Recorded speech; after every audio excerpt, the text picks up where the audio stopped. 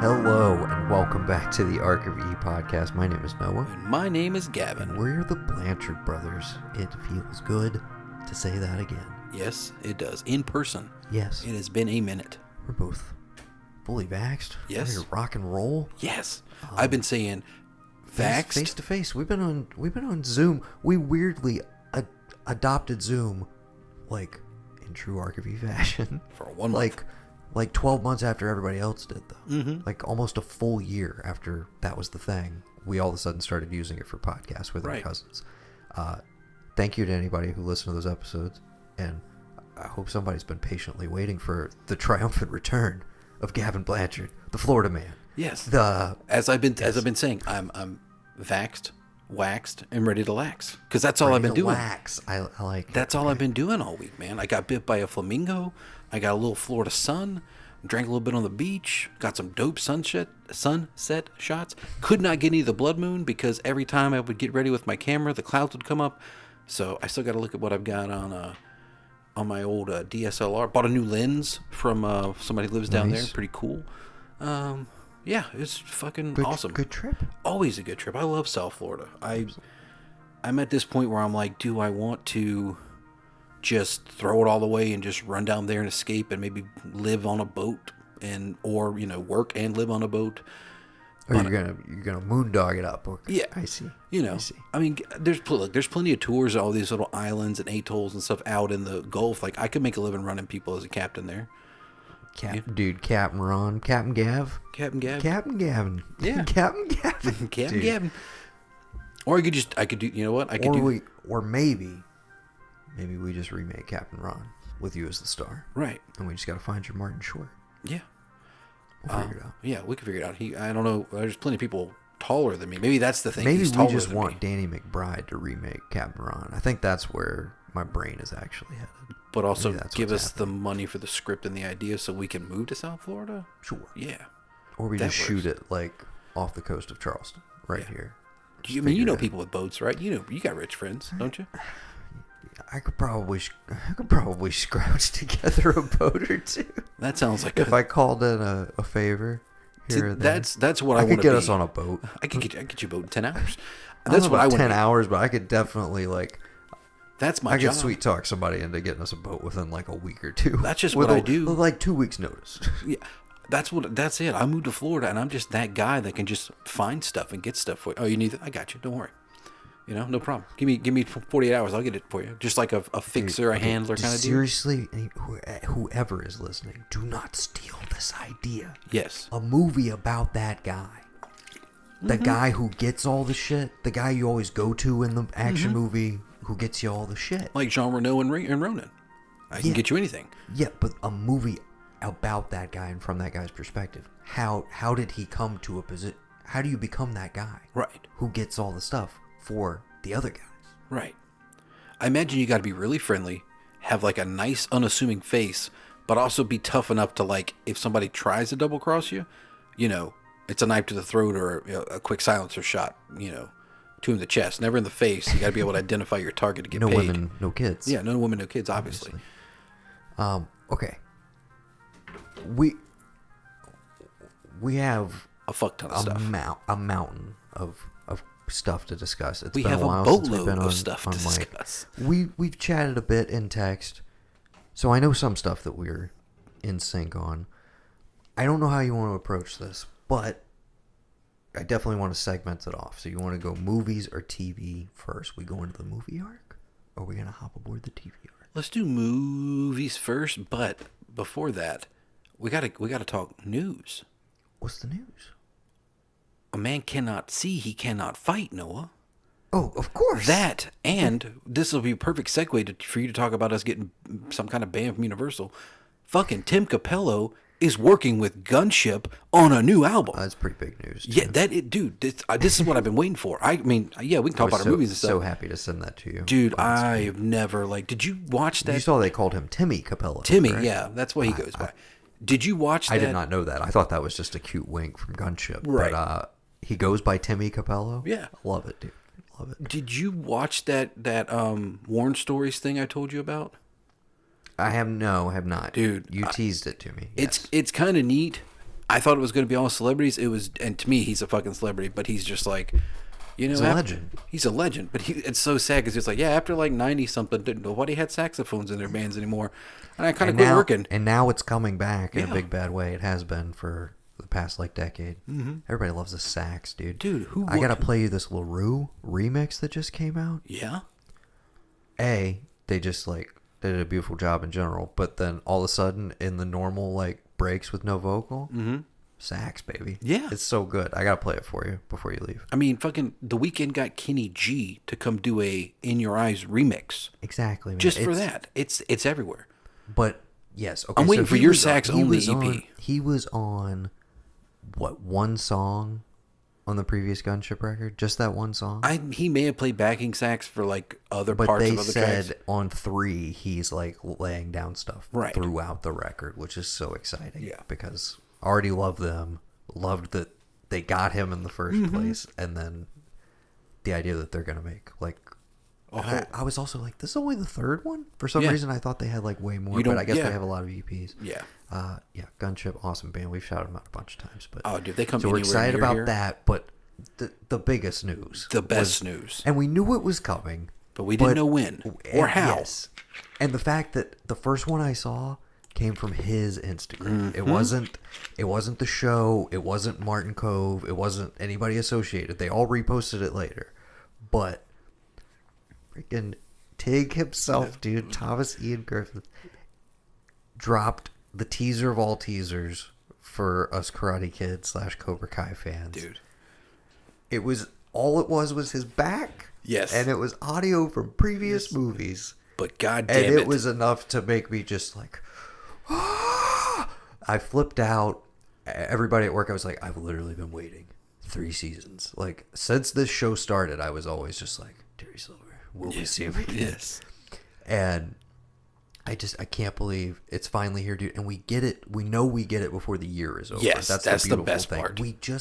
And remembering that we just got 3 at the beginning of the this year, dude, which feels like forever ago at this point. Right. But wow, man. Dude, I cannot wait. I have so many, like, my brain is on fire with where it could go. Listen, so much so that I'm like, what is the point in speculating? When because we get a date, yeah, when we get a hard date, we will make sure that a week or two before we do a speculation podcast on what the fourth season is going to bring us. Yes. And then I say we do the same thing, binge along, watch the whole goddamn thing the day it comes out. Yeah, I'm down. and we'll Taking do our off work. little jump in here and there. Perfectly and it'll be fine with me. Yeah, I think we should definitely do that again. I was in the Sarasota Jungle Gardens, feeding the flamingos, taking videos. I told you I got bit by one, and you sent that, and I was like, oh my fucking god! To the point that like I turned to Bex, and I was like, look at this, dude. And then, she didn't get it, and then she saw season 4, and she was like, oh, I was like, you don't get this. That's Terry Silver. Yeah.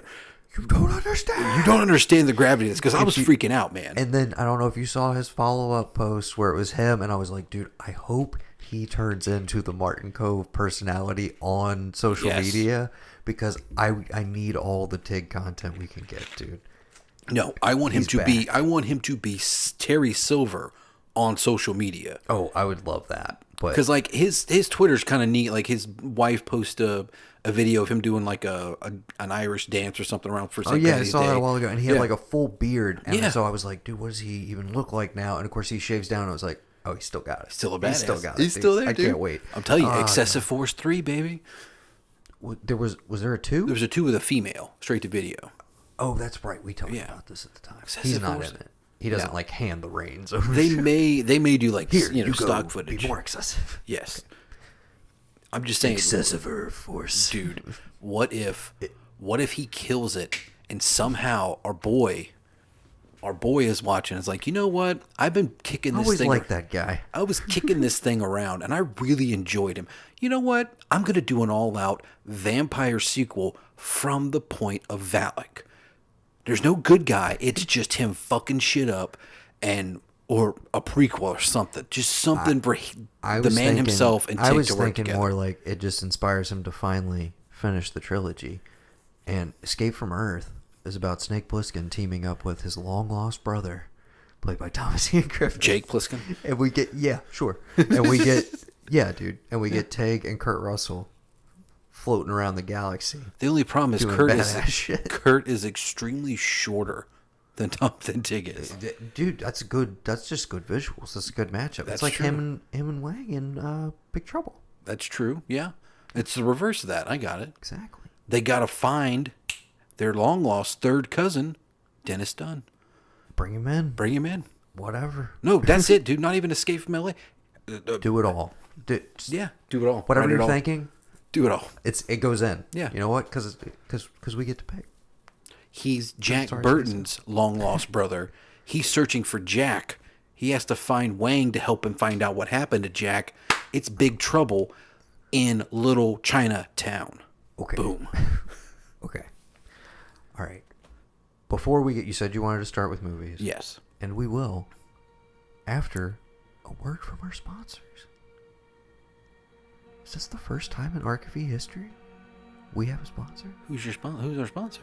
This episode is brought to you in part by Relaxation Sphere. They are started as a YouTube channel for relaxation, meditation, etc. And they have now expanded and become a music label. And they've put out 3 releases so far, one of which happens to be by an artist named Narc, who is in fact me. I don't think we've ever talked about that on the podcast. I don't want before. anyone. I love how like tranquil and just still and smooth your voice went when you're like, "They're relaxation." Well, you can't talk. I can't scream about them. I can't do I would- like a normal ad. I'll probably lay some music behind this Okay. too. So yes, the music you'll hear throughout this episode is off of the Meddler EP, released by me, Noah, also known as Narc, aka. That's where you can find me on Spotify, Apple Music, SoundCloud as well. That's where I do all of my stuff, but my proper label releases are now available to the world. They're a label based out of Austria. They found me on SoundCloud, and they like my stuff. They used me on a playlist a little while ago on their YouTube channel, and I was very grateful. They said they were expanding into becoming a label. Asked me if I was interested. I said absolutely. I submitted some material, and we released an EP together. So You know what this means? Eurovision 2022, baby. Here we go. oh, okay, yeah. Now I just gotta find a vocalist. Sure. Yeah. But yeah. So Congratulations to the Thank show you. and to you yeah. for a sponsor. So they're go check them out on Instagram at Relaxation Sphere. You can find their profile on Spotify as well, which will connect you to all their releases. We'll be highlighting some of those over the course of the next few episodes, but you're hearing my stuff in this episode. But we'll share some of the other Relaxation Sphere family artists in the coming months. They're like an ongoing sponsor. There you go. / an excuse for me to shout out my own music project and tell you to please go to Spotify if you use Spotify and follow Narc. It's lowercase n, capital A, capital R, and capital K. Gotcha. Okay? Because my name is Noah. Right. And it's your arc. So Yes. Narc. Got it. Yeah. That's dope. Exactly. So I sprung that on Gavin and the whole family. I didn't tell them about it in advance. Yeah. It's been coming together over the last few months. That was a nice surprise in Florida as well. Yeah. All this shit was happening. I need to go to Florida Oh more yeah, I often. forgot you were there when I Yeah. sent it to you, but Yeah, I was man. like, holy So shit, my that brother's all got an came EP together out. over the course of the last few months. It was killing me not to say anything about it. I did tell like Veronica and a few other people, obviously, that like it was happening and everything. You're like, listen, I don't want to jinx anything.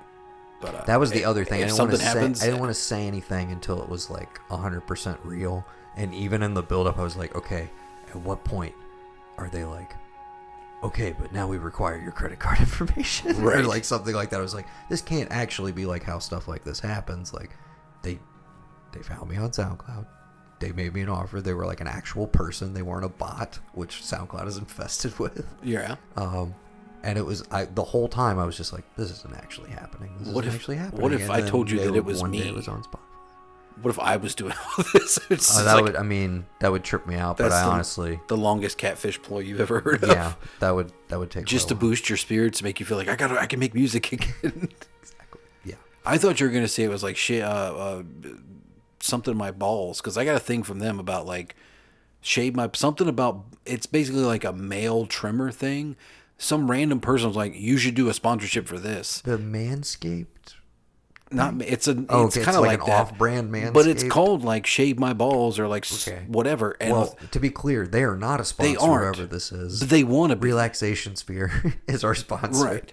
Well, now I guess I have to turn them down because go check them out, please. I messaged the main company. I was like, "Is this legit or is this just a bot hit me up?" And they're like, "It was like," the guy was like, "No, it's legit. Like, if you'll, do the trial thing and like tell us what you think, like keep what we send you and give us a review, and if you don't mind, you shout us out on your show." And I was like, "Oh, he must know that I do a podcast, but I don't know if I want like relaxation and then like a Manscaped ball trimming and like Dude, I've heard more disparate advertisers in single episodes on a show. Right. It's not a big deal. So we welcome all sponsors. Right. You can contact us. thearkofe at gmail.com. gmail.com, as always. Or, either one of us on Instagram. Apparently, that's how it works, too. You can just message us there. Shout at us on Instagram at thearkofe network. Yeah. Because I'll sponsor anything for a promo code. It doesn't matter. Yes. I don't even want money at this point. I just want a promo code. I do have some standards for what I will allow on this network. Right. As the... Editor-in-chief, CEO, all that. Yeah, exactly. We got it. Got you, boss. But Gavin is open to all comers. Right. So just, let him know. Mm-hmm. All right. So this is how I get stuff. So Noah. This is how I can facilitate getting stuff for everybody. This is how I know a guy. This was quite the first ad. Yeah. on our podcast. Thank you for this. You made an EP. You can cut this down and make it sound great. Don't worry about it. You got it. You do it post. I do like zero editing on this show at this point. It's very freeform, unless you say something completely wild. Which usually you stop me in the minute and we just rewind back and go over it. Yeah, I'm like, hey. Yeah. You can't say that here. It hasn't happened that much, folks. I promise. I'm not terrible. I just sometimes let myself go. As I sit silently over here, reflecting on the moments that I've had edited out. Okay, anyways. Movies. Motion pictures. Films. Cinema. Film. That's entertainment. And like that, he's gone. Can we stop doing Spacey impressions? You've done it like that is Kevin Spacey. Please stop doing. Oh, because you gotta edit it out. I forget. I'm not gonna edit it out. I just like, can we not? Can we not? The movie's not even that good. I've had this debate with Mom. Yeah, and me. The movie fucking sucks. It doesn't hold up. To repeat viewings, it doesn't. Yes, the first time you're shocked and all. Great, fantastic. Yeah. Agreed. It's not a rewatchable movie. It's not. Yeah. People say that it is. I don't understand them. You know what, Noah? For my 2x2. You son of a bitch. Okay, here we go. We're going new. I'm not going rewatches. We're going out the gate. 20 minutes into this episode, we're getting at it. And I'm taking you back, though. We have never talked about The Empty Man on mic. That's how long it's been since we've recorded together. Yeah, that's a new one. The Empty Man, which we both totally slept on. Yeah. From 2020. Creepy as fuck. Just loosely released into the VOD wasteland of last year. Yeah. Of like, maybe it hits, maybe it doesn't. Who knows? Maybe it has some word of mouth. But it has, over the last year, kind of crept up and become like one of the cult horror movies of the last few years. Like, people love it. And so it already had that rep going for it before I actually sat down to watch it. And it 100% lived up to the hype. And that is a rarity in the horror genre at this point for me. But James Badgedale, I think this guy was... I need to look up the director. But it is epic in scope. It's pretty lengthy. Yeah. Super atmospheric. Hell one of those that I do not want to spoil, like, where it ultimately goes or what it's about, because that would just would spoil half the fun. I knew it. I knew he was in 13 From what hours. I'm seeing, I think this guy just has shorts mostly prior. I think this might be his first feature, in which case, a fantastic debut. Mr. David Pryor, who it looks like has worked on some Fincher movies in the past. But it is, without spoiling anything, Empty Man is kind of a swirl of several different subgenres that theoretically it should not all work together. It's like a mishmash is is usually used as a negative term, but like it takes all of these kind of disparate elements from, like I said, several different subgenres. I don't even want to say what those subgenres are. Oh, like I was thinking like Sinister, The Conjuring, all these different like supernatural things. But then you got weirdly like cult things. There's cult aspects to it. There's slasher elements. Yes. There's like straight up dark, creepy house. No real jump scares, which I appreciate. Very unsettling, though. More in the Ari Aster vein. Yes. Of like, just sit and look at this for a minute. We're just going to like make you sit through some really uncomfortable shit. But James Badgedale carries you through the whole thing. Fantastic performance. Yes. Supporting cast is really good as well.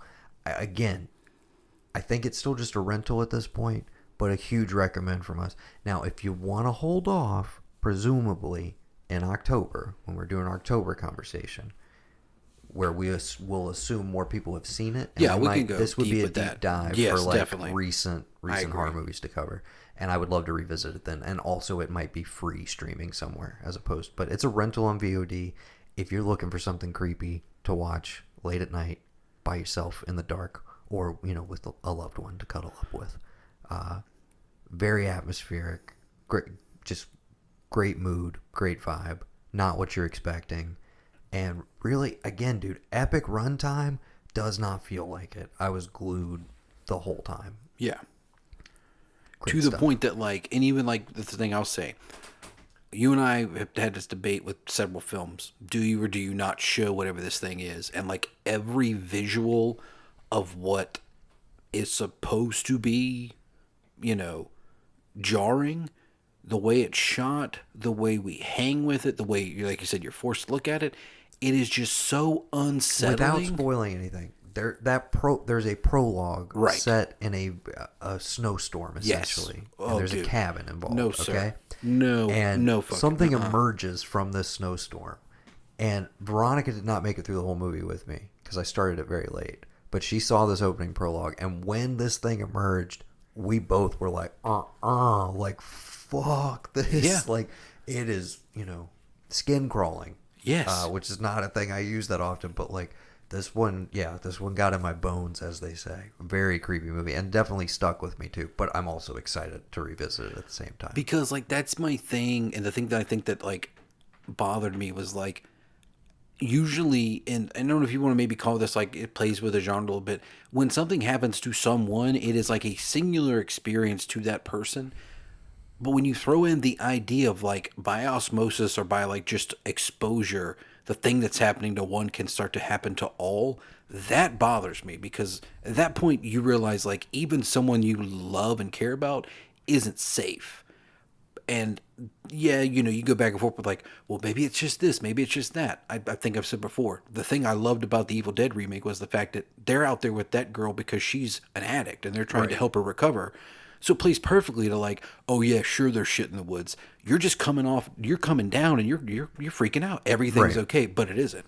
So the way that's like kind of parsed out through here, it just adds to everything. And I think I'll definitely make sure I rewatch it again before we talk about it. But that's one I would love to do a deep dive on. Yeah, I'd like to get into more. Let's stake that for sure. That's a October candidate. I think October. I would love to.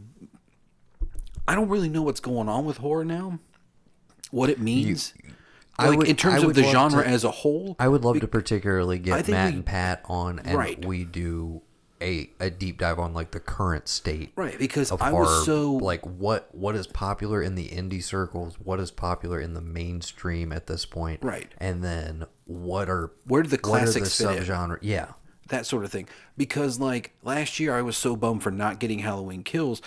I told you everything is it's all Lovecraft. Lovecraft Country came out, hit at the right time. It was perfect to infuse Lovecraft into my viewing experience for that. But that got me thinking because like I saw a trailer for whatever 8th Conjuring thing they've got coming out lately. I'm like, what is the state of this genre that I love? That is the whole reason why I would ever dream of getting into making movies would be to make a horror movie of all. They seem like the best and most fun time. Yeah. What's the current state of it? What am I doing here?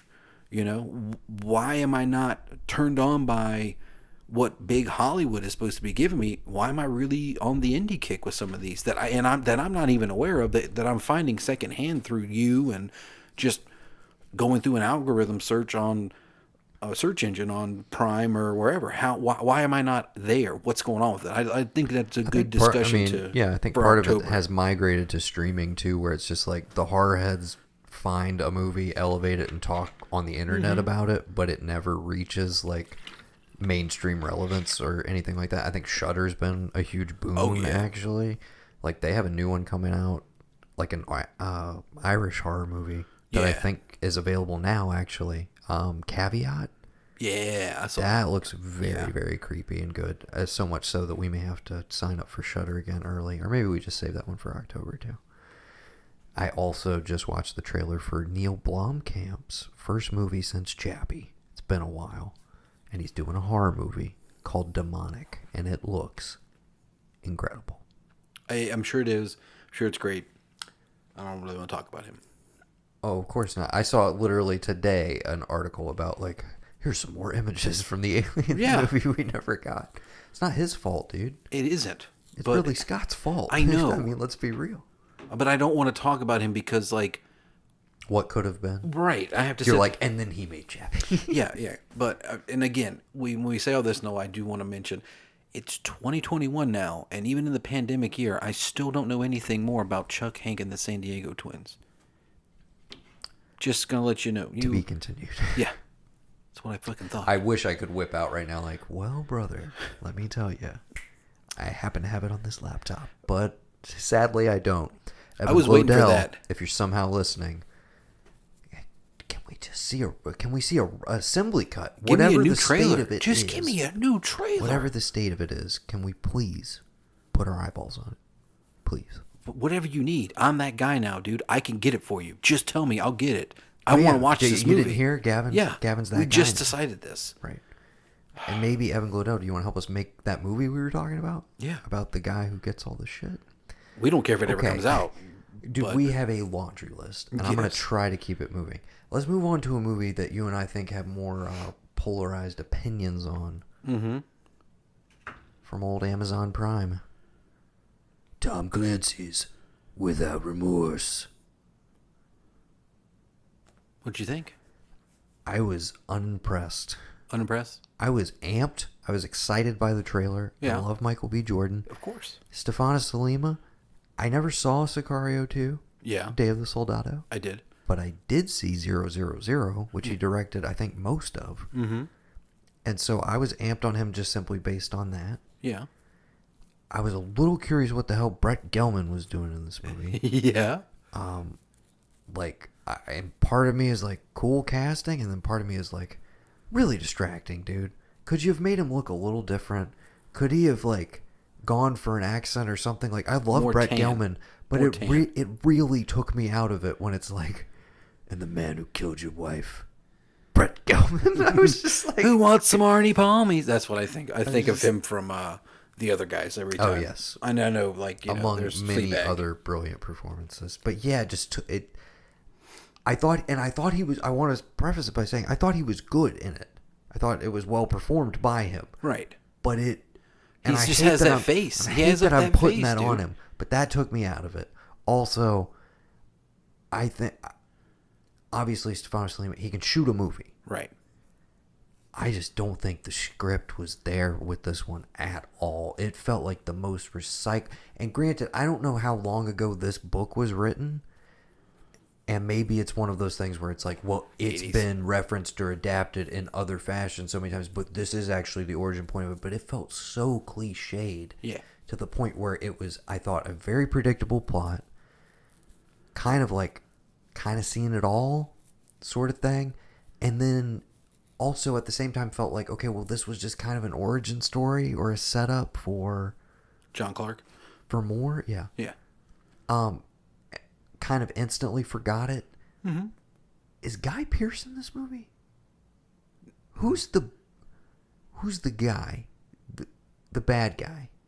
The Guy Pearce is the guy. Guy Pearce is. Yeah. Okay. So much so to the point where I was like, was he the bad guy in that, or am I conflating Mare of Easttown? Yeah, It's like, no, I know I've seen Guy Pearce in something recently, but To the Because point they where I make you was think like, it's going to be the CIA. no, woman, as soon as but they it's show not. him to you, and I was just like, Bad guy. oh, okay. Bad guy. He did it, by the way. And it's like when Brett Gelman shows up at the end of the second act instead of, the late third, I was like, all right.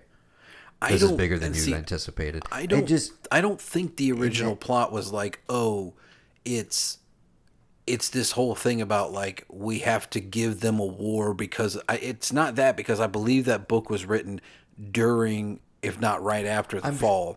I did listen to one interview with the director, and he definitely said like they updated it. Yeah, in terms of like because the woman, the players, the name of that woman, that is a prostitute that he helps out. That's a friend of his that does get killed, and he looks into it for whatever reason. Because that's Willem Dafoe, right? Who? You remember Clear and Present Danger and Patriot Games? That's Willem Dafoe's character, John Clark. Okay. And in the events of Clear and Present Danger, he goes down to like free the soldiers. That essentially is where he meets Domingo Chavez, and they decide, what if we really did have a international terrorist SWAT team response, and that becomes Rainbow Six. I saw a lot of like, this would feel right at home in the 90s, but I was like, I wanted to, if that was the way this was going to go, I wanted to enjoy that vibe of it more. Mm-hmm. Speaking of movies that could have come out in the 90s, but did work, at least a bit more for me, which I think you also watched, over on HBO Max, we got another Warner Brothers release. Yes. Those Who Wish Me Dead. Yeah, we can definitely talk about that in a minute. Okay. Well, I mean, if you have more on Without Remorse, by all means. I enjoyed Without Remorse 1 from Michael B. Jordan. Yeah, I didn't really get your take on it. I'm sorry. I thought the script was weak. Right. And I thought it was one of those cases for me personally where even as much as I like Michael B. Jordan, they didn't give him anything compelling enough for me to play that like hooked me into it. It just felt very like he was doing exactly what the script required, but like it wasn't an issue of him not getting me there. It was just like the source material. There's just nothing to this character, this plot. I just like I had a real trouble just investing in it as a baseline. So then I thought it was a little lackluster in the action department, to be completely honest. Yeah. Which was also a disappointment.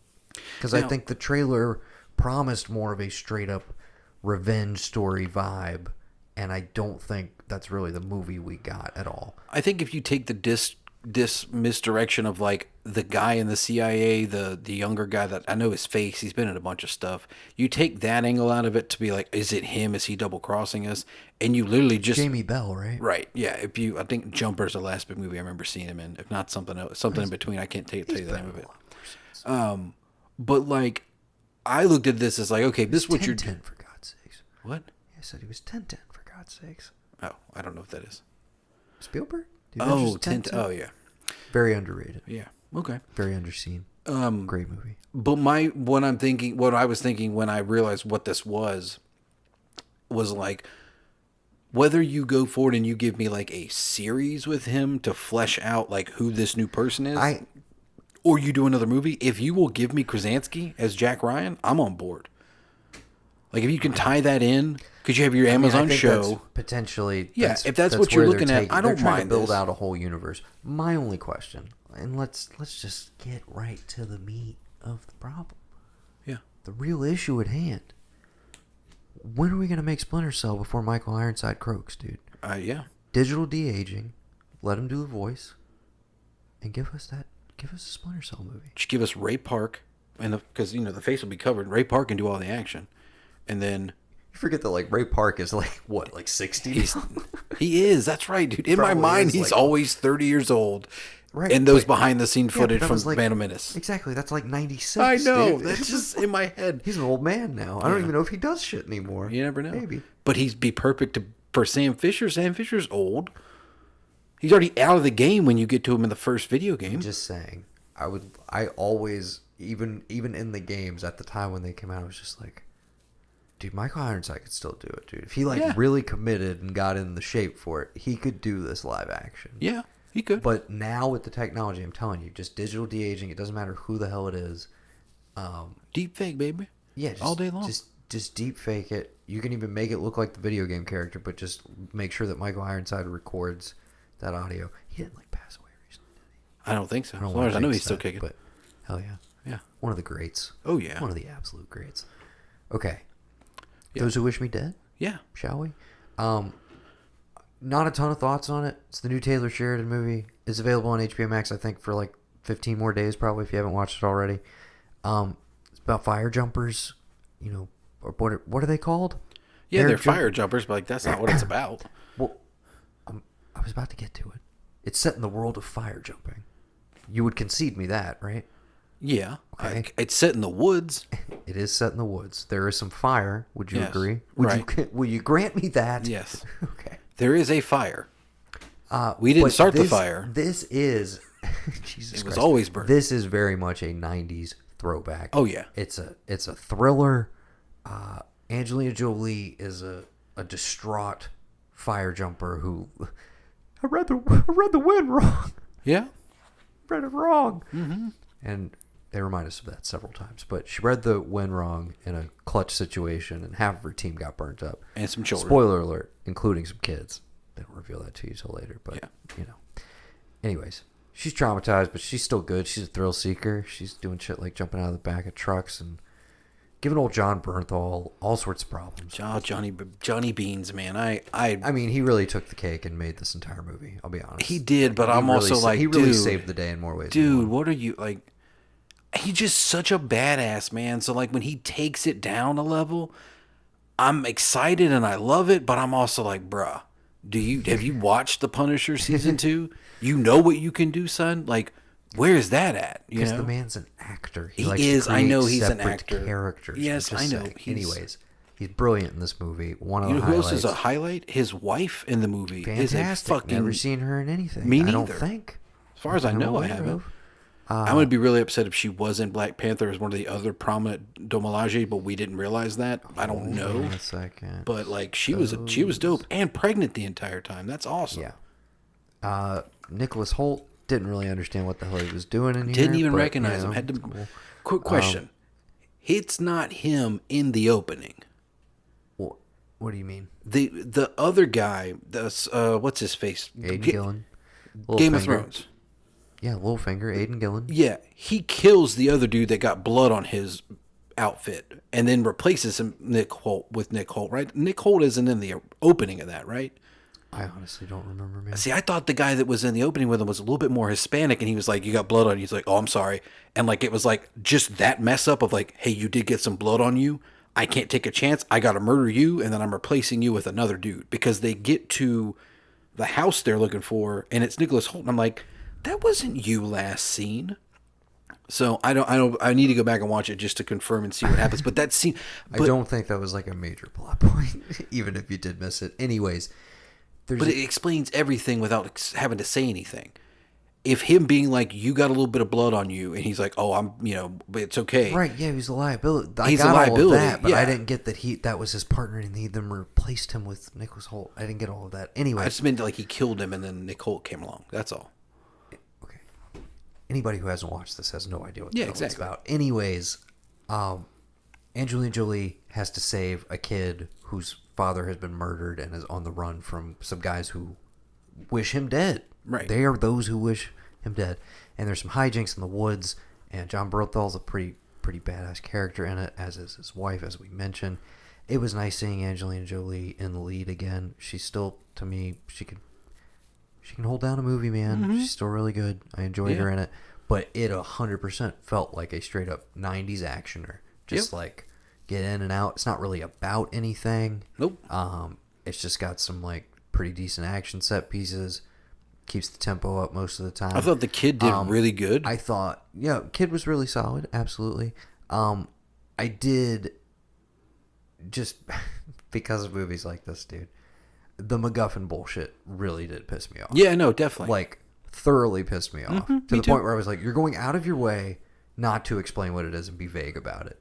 So you're setting up and you keep having this thing of like, anybody who knows what it is, like, she read that paper. What did that paper say? What kind of secrets are you hiding, kid?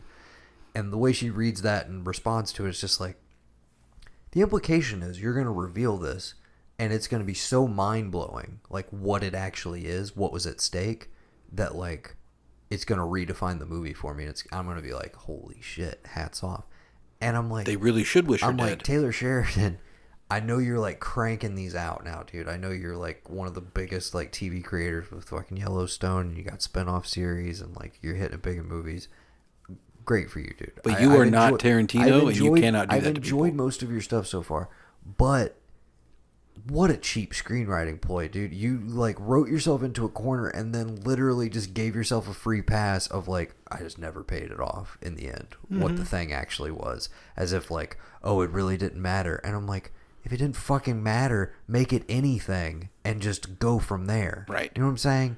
I don't know. It's enough to blow up a DA's house and then go after the forensic accountant. That's what I'm saying. It's across like, the fucking he wants country. You to do all the work of like, oh my god, what could this be? But it's like, but again, the implications are this is like some wild piece of information. So much it's so Hillary's emails, isn't it? It's Hillary's emails. Dude, you that's hit what the it nail is. on the head. Yeah. You hit the nail on the head. It's that, or it's the conversation with Trump and the Russians. That's what it has to be. That's the P tape. Yeah, it's the P tape. That's what it is. Tyler Perry was also in this movie. Yeah. For one scene. Randomly. Like. I mean, sometimes you gotta get a little Perry, man. Well, I mean, they shot it in Atlanta. To be clear, I think he is great in Gone Girl. Uh-huh. Yeah, dude. I'm saying, like. Yeah. I never watched that Alex Cross movie, his version, but I like him as an actor. I do, yeah. I just want to put that out there. Because, I mean, I think he's actually pretty good. That's the difference. Like, you say, look at Tom Cruise, he's a movie star. Look at Tyler Perry, he's an actor. Theater, thespian. That you give him anything, he'll make it gold. He'll make it sing. Yeah. Okay. I'm going to make it do what it do, baby. I just say that because, real quick, you know, a new one of mine that you've seen forever ago. I actually watched Ray on vacation. Never seen it before. It was randomly on one night. I was like, oh, shit. Did you not go to the theater with me and Mom and Dad? No, I went. I thought that was a family affair. It was not a family affair, Sly Stone. It was not. It didn't happen. Never seen it before. I was amazed. He didn't sing any of that, I get, but, like, I was amazed. Yeah. Pretty good stuff. That's probably the first time Ray's been brought up. Well, maybe since our Manhunters episode. I was going to say, on a podcast ever. Maybe we should, like... Recent history. But yeah. Yeah, or I can make you watch it for 2x2. I'm just thinking out here. Because as we said before we started, neither of us know what we're going to pick. So. I don't know. I have, post Dewey Cox, I have not revisited Ray or Walk the Line. Right. To be quite honest with you. I haven't found it in myself to be able to do it because I don't feel like I can watch them the same ever again. I've visited Walk the Line after that I feel like, because I feel like the cliches would just like... all of the stuff I'm supposed to just go with the flow of the traditional biopic stuff, I feel like I would be laughing because that's how I responded to Bohemian Rhapsody, dude. I was just like, this is garbage. Yeah, where's his tearing out the sink scene?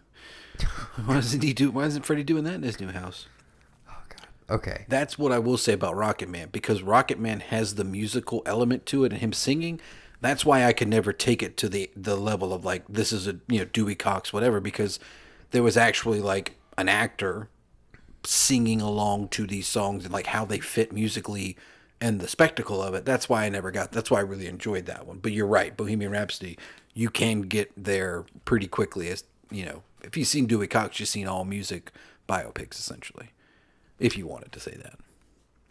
Very true. Okay. I've got some old ones that are new for me, but I'm gonna keep it current. Mm-hmm. Watched this one a few days ago. We were just, we just talked about Without Remorse. Kind of throwbacky, brings a lot of genres together. Empty Man brings a lot of subgenres together, does it well. Uh-huh. Those Who Wish Me Dead, kind of a 90s throwback. Did you watch Riders of Justice? No. Okay. I did give you a heads up, so yes. I don't want to hear any bullshit when you do finally watch it and kick yourself. Is it another Long Good Friday situation? No. I'm going to love it. I do think you're going to love it. It's not a Long Good Friday. This is new release. Yeah. Okay. Mads Mikkelsen is the lead. And I had seen ads for this one. I saw the poster and I was like, it's Mads, dude. I loved Another Round. He was my favorite performance of last year. I'm just in. I'll watch whatever he does.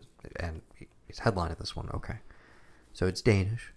and it's essentially like a deconstructionist revenge movie. That's all I really want to tell you about it, because I really want you to watch it so we can discuss. But basically, he's a soldier. He's called home urgently because his wife dies in a train explosion accident, which may not actually be an accident. So that's your setup. Okay. But it is not the movie that you expect based on the poster and even the trailer. The trailer hints at, like, it's got a different vibe. But yeah, it's the kind of movie that could only only the Danes can make. What's that? Only the Danes can make. Well, absolutely. In as much as, like, the tonal shifts in this and the way it navigates it is kind of masterful. Like, you've never really seen anything like this, because it is, like, simultaneously, like, slapsticky and also dark as hell.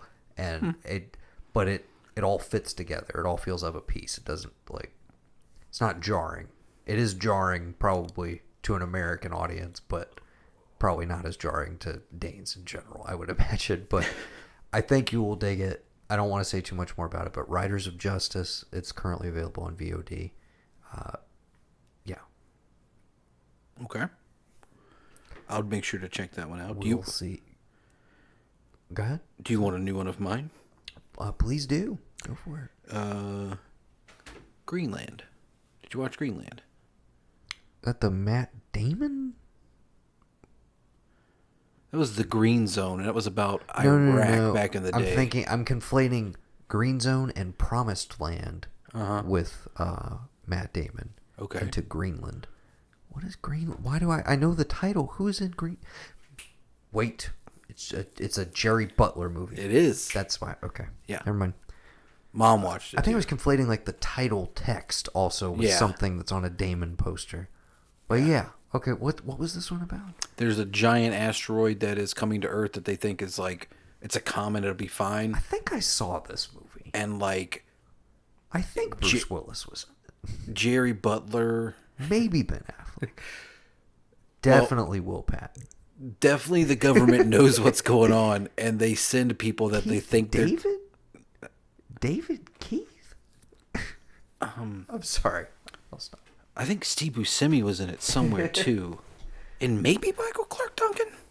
Okay, Scott Glenn is in this movie. Right, Scott Glenn is in this movie. Scott Glenn was on Owen WTF Wilson is in the other time. one you're talking about.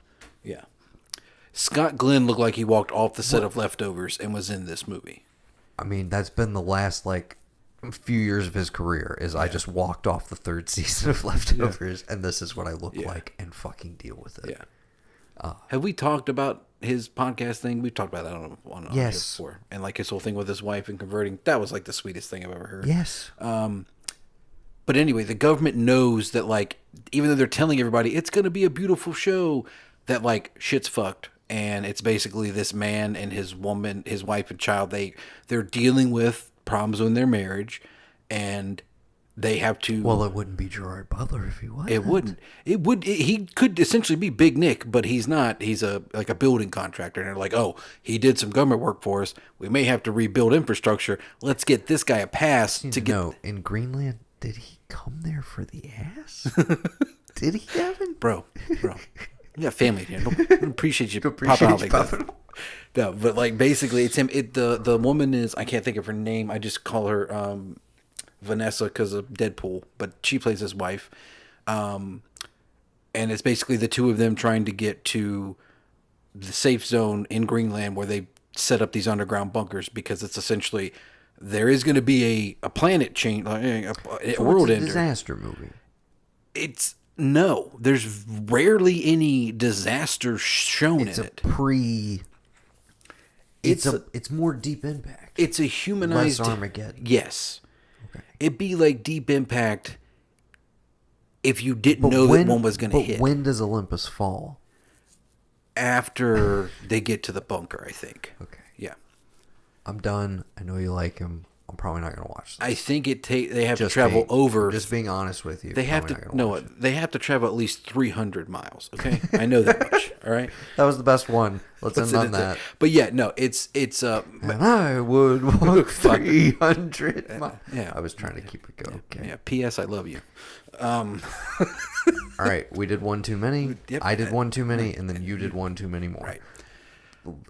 This movie's a real rock and roller. No, what can I say? It's You're good. You cut should off. watch it. No more Jerry Butler puns for the rest of the episode. Okay, all right, I got it. I don't even think I know another movie of his. Anyway, Mom did watch it and she cried.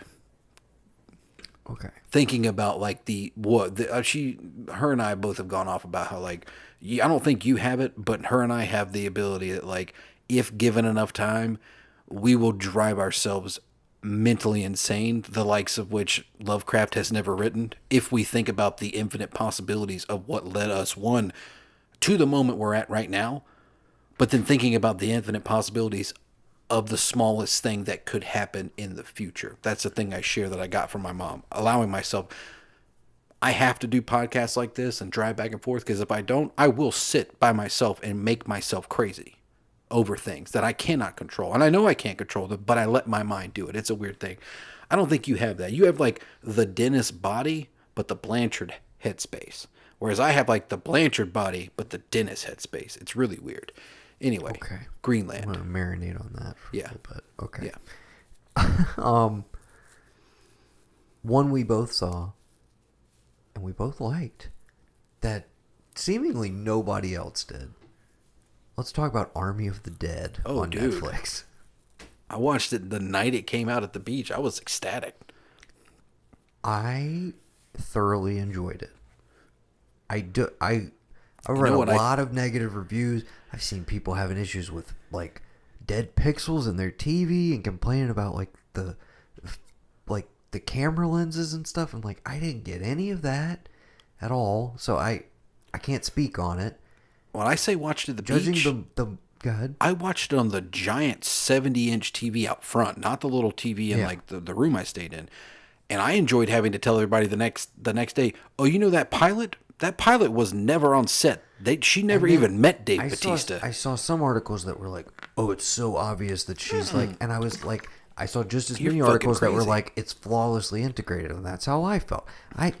People were all over the map. I feel like some people had their guns out after Snyder Cut. This movie is this dress is blue, this dress is gold of movies when it comes to that. 100%. Because it seems like most people are on the negative side, but it does have its defenders, and I guess I would be one because I had a blast with it. Hell yeah. This was not quite like, oh, he totally returned to his roots and it's Dawn of the Dead all over again. No, this is he saw Zombieland and thought, I could do that. Yeah, and I could do it with a little more gravitas and like play it more, all my stuff is pretty self-serious, but still allow for some of the Dawn of the Dead James Gunn comedy to creep in there, even though he had nothing to do with this one. But yeah, the way they treat Theo Rossi, I was like, oh, this is, yes, he's an asshole, but oh, this poor guy. I mean, he's a piece of shit. Yeah, he's terrible.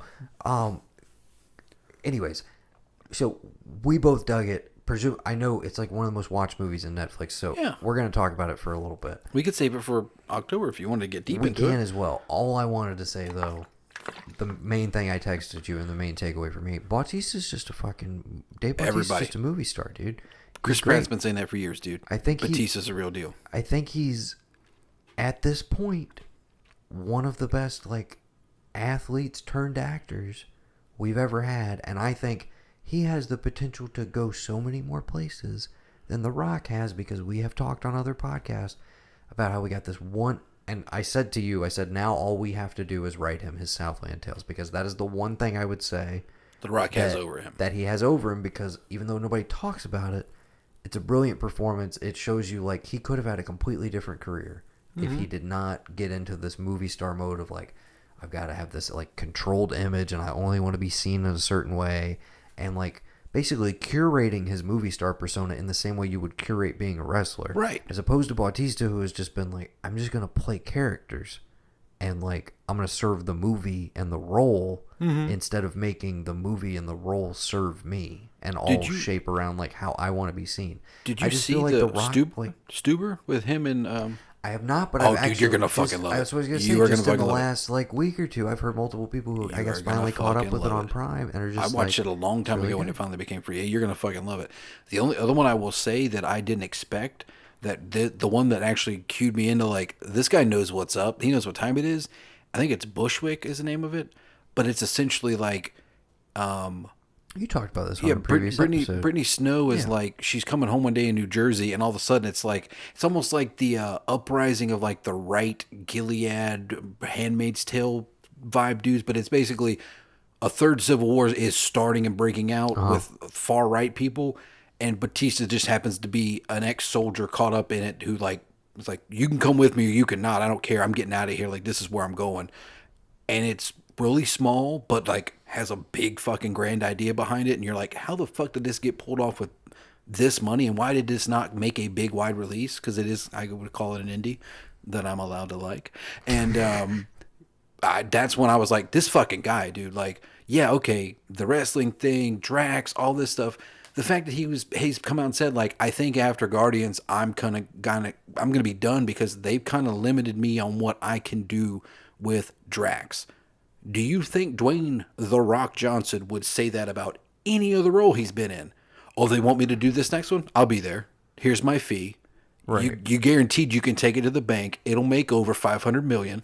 Call me. I'll see when I can fit it in. Right. But Batista, I think I'm going to take a step back. There's not much for me to do with that character. I'm going to focus on other things. I'm not saying I'm leaving forever, but with what y'all have done so far with Drax and what is being done, for the third and final one, essentially, I don't know what else I can do with it. That is the difference. That is an actor I'm just saying, over a movie star. I don't think I'll ever see Dwayne The Rock Johnson in a Denis Villeneuve movie. Like, that's not going to happen. No. Whereas Bautista did not seem out of place at all in Blade Runner 2049. He slipped right in there and played a character and was fantastic. What was the one after Skyfall? Spectre. Spectre. Which, again, not a great movie, but he was actually a highlight in. Yeah, he was like a new Jaws, essentially. He was good. Yeah. He was good. Hotel Artemis? My only disappointment there was they didn't do enough with him in that. Right. One of my many disappointments with Spectre, they completely misused him. Right. But he was good in what he was allowed to do. Mm-hmm. Okay. So yeah, we both dug Army of the Dead. Yeah, love it.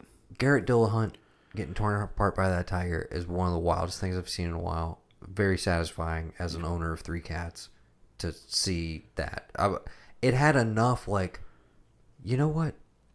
There's still some juice in this genre, man. Yeah. Where it's just like, there's still just when you think they haven't done quite enough with them and they've done every variation, I was like, dude, the whole Zombie King and Queen? The whole, like, more fantasy aspect to some of that with, like, the world as it exists within their little community and everything. I was just like, dude, this whole aesthetic being married together totally works for me. Yeah. I dug it. Some of it is definitely maybe a little too hat on a hat. It's big. It's bloated, arguably. I see people's criticism of that. But I did take one little break about an hour and a half into it before I watched the final hour.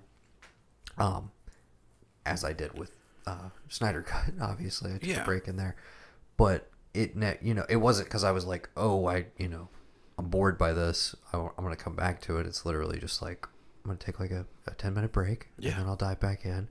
And I thought it was pretty breathlessly paced, even though it is on the long side. Yeah. That opening montage is killer. Dude. I know some people are just like, the rest of the movie doesn't quite live up to it. And it's like, it doesn't have to. It's like, I agree with you, but I would also say that about Watchmen as well. Yeah. And that's not a total criticism because I like that movie quite a bit. Mm-hmm. So it's like, and I also would say the same thing about Dawn of the Dead. Dawn of the Dead has one of the best opening sequences of any horror movie ever. And it doesn't ever quite get back to it. And it's a remake, and the rest of the movie never quite lives up to it, but it doesn't matter. Like, at the same time. You're speaking of Dawn of the Dead. We forgot to mention, it's really relevant at this point, Those Who Wish Me Dead, the dad that's like on the run was the lead guy. Oh, yeah, Jake Weber. That's his name? Yeah. I can never think of his name. I just like, the guy from Dawn of the Dead. Because, what? Medium. Yeah. Patricia Arquette's Medium, husband. that's right. Medium. I forget it's that. Yeah. Yeah. I fucking loved Army of the Dead.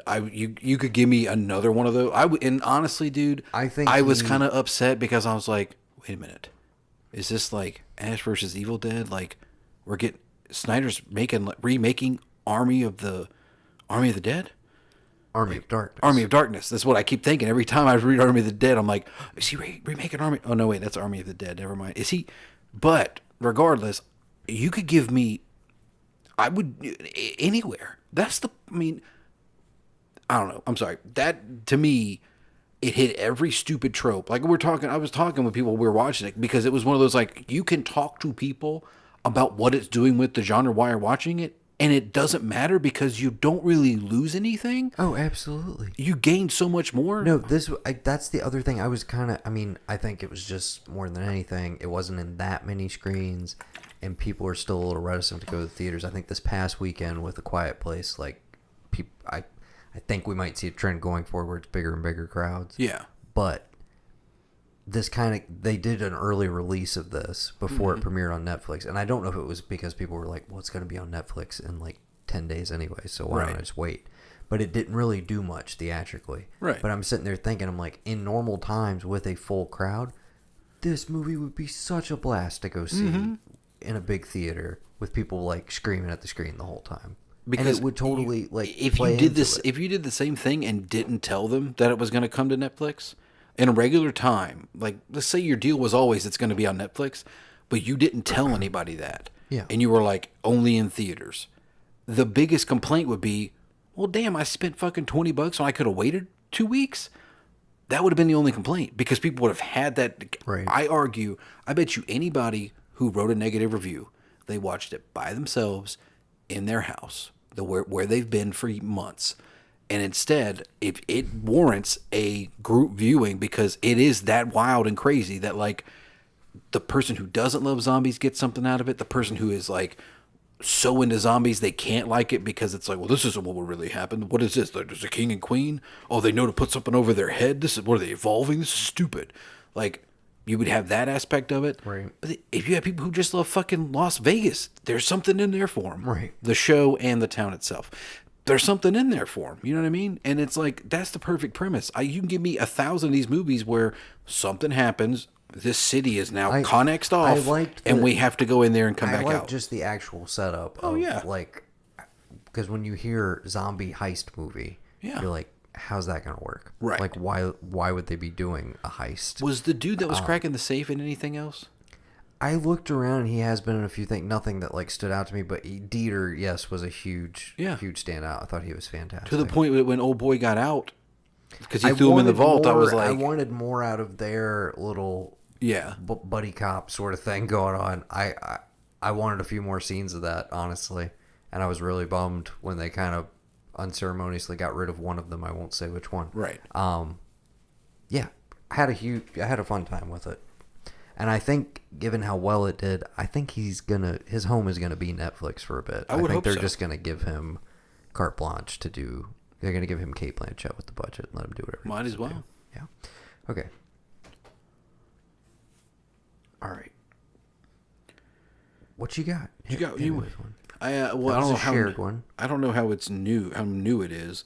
Did you watch Big Time Adolescence? I did not. That's Pete Davidson. Another Pete Davidson. Over on Hulu. Yeah. I've seen the tab come up for it. I have not checked it out. I liked it.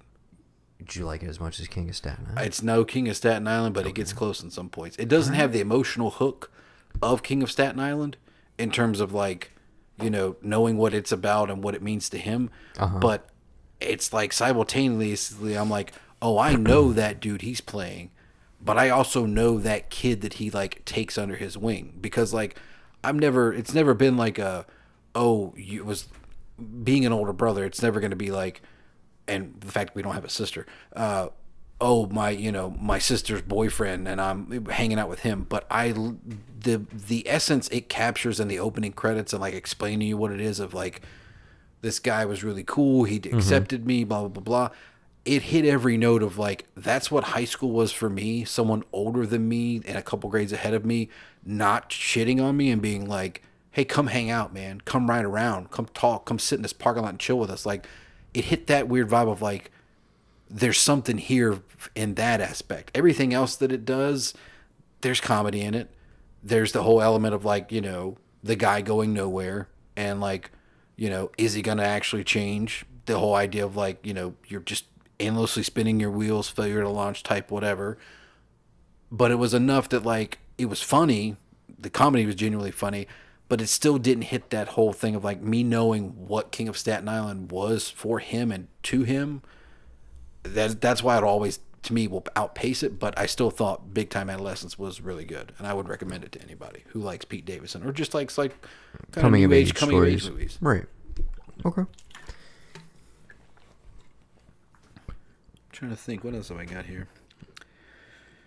Oh, I got a new one for me, but it's not new for you. Okay. I watched Tenet. Okay. I rewatched Tenet twice since it's been on HBO Max. Yeah. A movie that I didn't even really like that much when I saw it in theaters, but I've rewatched it twice. Yeah. What'd you think? Loved it. I figured as much. I'm not surprised you loved it out of the gate. It has nothing to do with the story. Okay? It's the same reason I love 1917.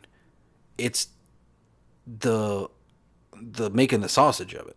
Like, how you get, like, how you shoot, how in your mind, with everything we know of how things are supposed to work, in terms of, here's camera, here's action, shoot it. Yeah, how do you choreograph of that stuff? How do you make it so that, like, what you just did, you get in reverse?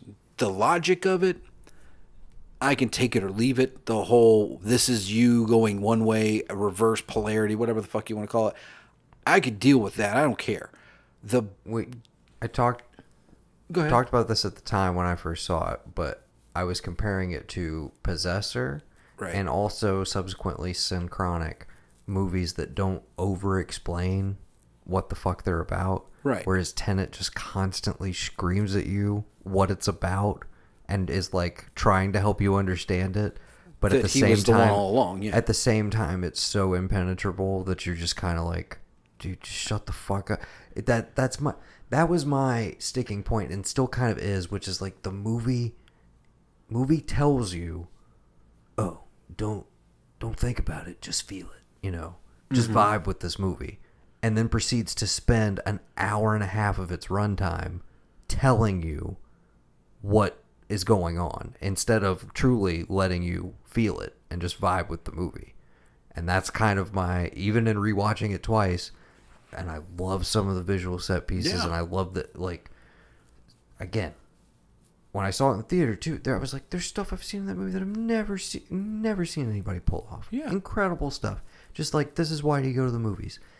And then I still couldn't help but feel kind of deflated by the fact that, like, yeah, dude, but you just can't, like, get out of your own way with some of your worst storytelling instincts, which is like, he so desperately wants you to get why it's cool. You know what I'm saying?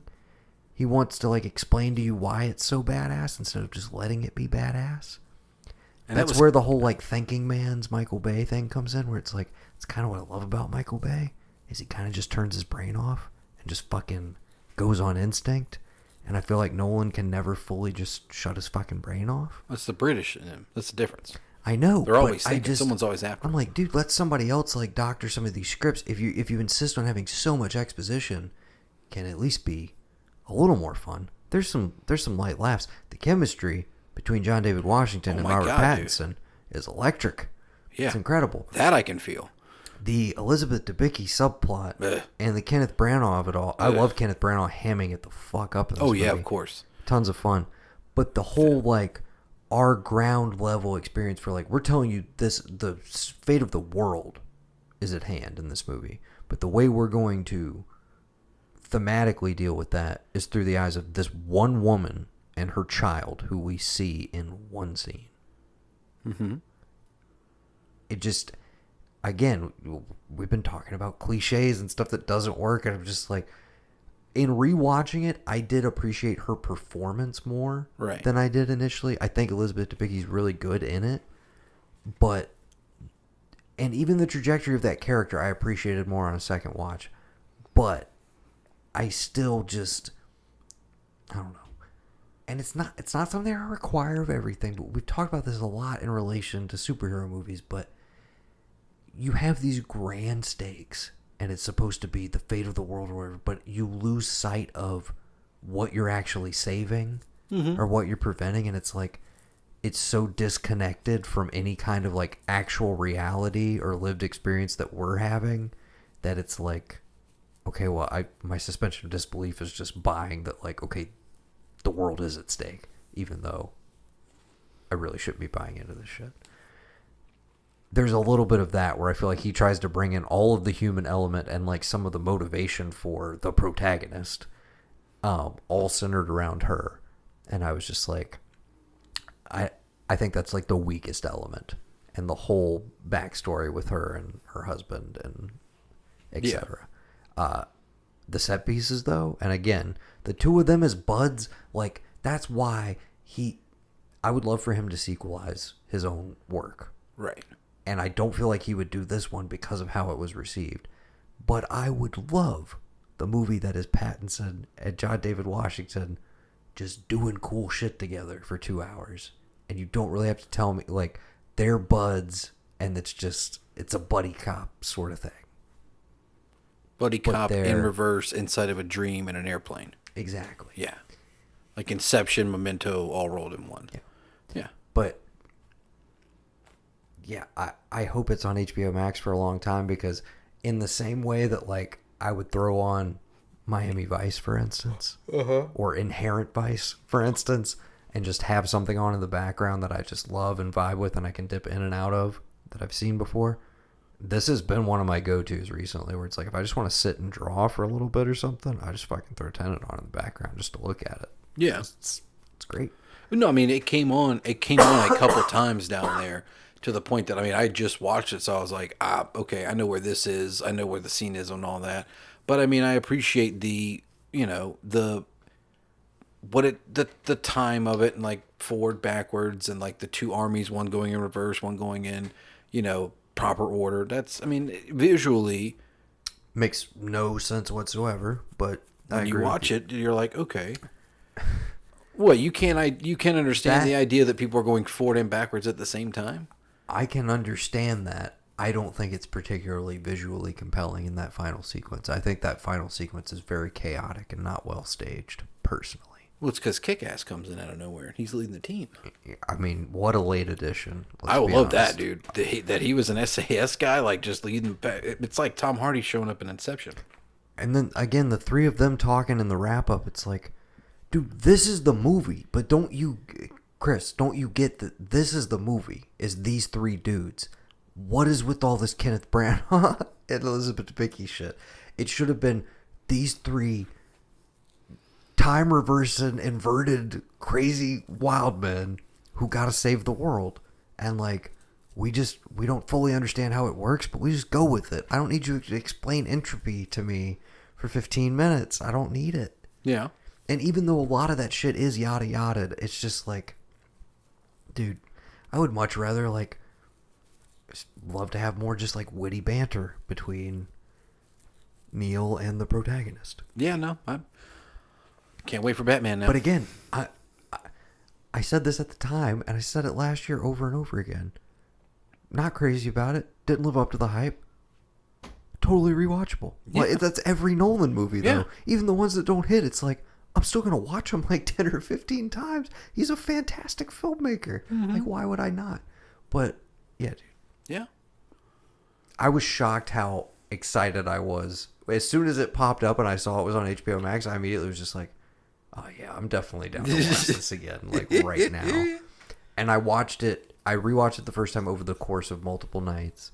Mm-hmm. And then I rewatched it because The Ringer, the Big Picture podcast, they did a commentary track for all 2 hours and 40 minutes of it. Jesus. And so I went back through it again with them, and then I have since like just had it on in bits and pieces where I've gone back and watched like the freeway sequence, or just them like bungee jumping into that reverse bungee jumping into the tower and everything. That whole thing, and then coming back down. Great stuff. All right, so you finally caught Tenet. Yeah. A full year later. Mm-hmm. About damn time. Okay. I think that's pretty much it on my new stuff. I don't think I watched anything. I'm going to hit you real quick with just a few that I've seen. Some of these are old, but new to me. The Visitor from 1979. Okay. John Huston, Shelley Winters. I literally watched this one because it was featured on How Did This Get Made? And it's known as like basically one of the most gonzo Italian horror movies. It's like a total mishmash, bad dubbing in parts, really wild, but like clearly shot with like a good visual sense of style at the same time. This one's on Tubi, I think, is where I watched it for free. Oh yeah, I forgot about Tubi. And I think it was on Shudder for a period of time. But yeah, The Visitor. I think it was too. It's aliens, but it's also super. Lance Henriksen's in it. I don't know if you probably ever seen this one. Yeah. Hell in the Pacific from 19. I want to say 69 or 70. I forget. Is this part of or maybe no? Was this part of your Memorial Day tribute? Yeah, 67. I didn't watch it on Memorial Day, but I watched Target for Zero. reasons that will become clear later on. I find myself lately, and I don't know why it took me so long. I think I'm kind of a Lee Marvin fan. Really? Just a little bit. Okay. He's kind of great. Yeah. And so I've been tracking down some stuff. This one was not available anywhere, but I had heard there's a movie with Lee Marvin and Toshiro Mifune on an island together, just the two of them. It's set during World War II, and it's a Navyman and a Japanese pilot who end up on this island together, and what's going to happen? Are they going to duke it out, or are they going to become best friends? Where's it going to go? So I straight up blind bought it on Blu-ray. I was just like, I'm going to give it a whirl. Fucking good movie, dude. I really enjoyed Hell in the Pacific. Interestingly, so I'm watching it, no subtitles for Toshiro Mifune. And I'm like, interesting choice. I like that because it's about, how hard it would be to communicate. We don't know what they're actually saying to each other. We can only hear Lee Marvin's side of things. And like, what an interesting choice. But I was curious. I was like, but I wonder, are there subtitles? And there were. And I was like, okay, should I have had these on the whole time? Like, did I miss a bunch of stuff? What's going on? And then come to find out, no, it was intended to be watched. His entire performance, nothing is subtitled. And I was like, dude, what a cool move for John Borman, the director, Deliverance, Excalibur, a bunch of other stuff. But what a move for him, but also good on Toshiro Mifune for being like, I'm going to make an American movie. I think it was actually a Japanese-American co-production. Probably. Or not American, because Borman's British, if I'm not mistaken. I forget. Anyways, it was a co-production, if I'm not mistaken. But just to be like, oh yeah, in America, this is going to be released like without, nobody will be able to know my side or what's going on with my character. I'm going to have to basically do it all in my face and in my physical actions to tell you who this guy is. And it's two fucking great actors like going toe to toe on an island for like 2 hours. And I don't want to spoil where it goes, but it was fucking great. I really liked it. You can borrow it on Blu-ray. I considered it for 2x2, but I have another one, which will be announced at the end of this episode. Okay. But yeah, Hell in the Pacific. Okay. Really solid. Again, you can't, unless it's like bootlegged on YouTube, you can't really rent it anywhere, even on VOD. So you gotta go with the Kino Lorber Blu-ray. It's a very nice transfer. I can vouch for it. And I think it goes for about $15 on Amazon right now, if you want to check out Hell in the Pacific. Okay, so those were some older ones. And now we're getting into stuff that might be stuff you've seen that I have recommended, but I'm not quite sure.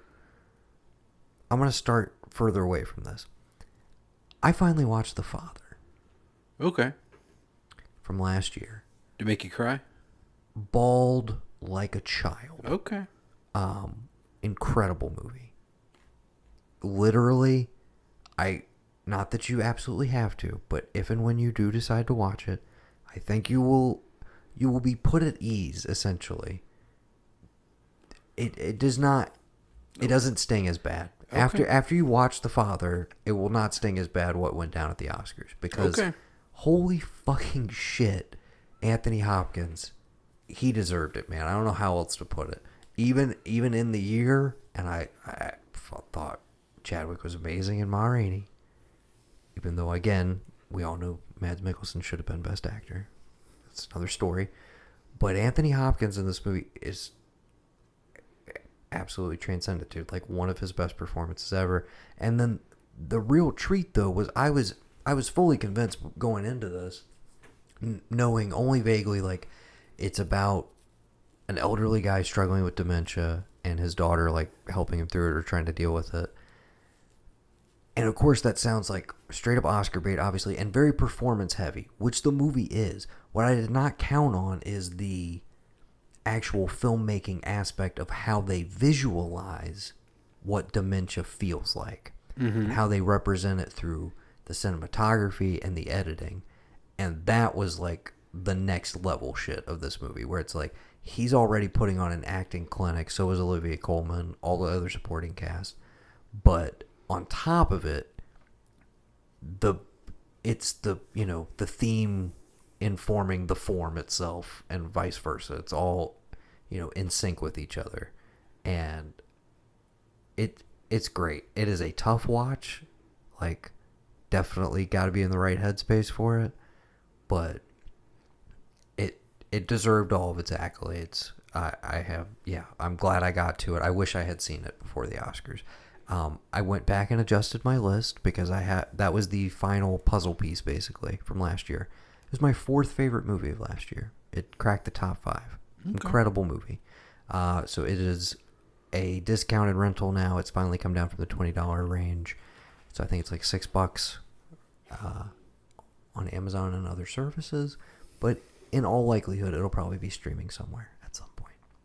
Probably, I would imagine. I highly recommend you check it out. But again, fair warning, this one is, it's if you've dealt with any family members that have struggled with dementia, or more importantly, just if you ever think about your own mortality or age, which I think is every human being on the planet, it's going to be a tough watch for you. So just know that going in, but it is 100% worth it in my book.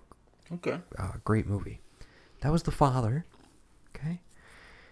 And now we have, I believe, the first 2 straight up 10 out of 10s I've seen this year as far as movies are concerned. One of them I told you about. Don't know if you watched it. Or both of them I told you about. Don't know if you watched either one of them. Did you happen to, while I had it rented, check out a little movie called The Killing of Two Lovers? Yeah. You did? Mm-hmm. And you didn't text me anything about it. Did you have any thoughts? Are you about to disagree with my glowing review I'm about to give it? Was it too much for you? It was. Was it too real? Are you struggling for the words? No, I can't. When I realized who the lead was, and I looked at it through the prism of, like, I felt like this guy got a raw deal on a Fox show, and, like, he should definitely be given another chance. So here's the deal. Clayne Crawford is the star of this movie. I have a vague awareness of the whole Lethal Weapon situation on Fox, okay?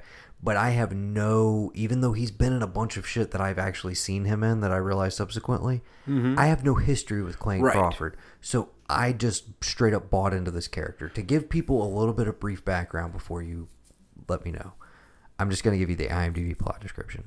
David, that is the aforementioned Clayne Crawford, desperately tries to keep his family of 6 together during a separation from his wife. They both agree to see other people, but David struggles to grapple with his wife's new relationship. Right. Okay? So it is a very, very small town. Yes. I believe they shot this in Utah, in Mormon country, if I'm not mistaken. Yes.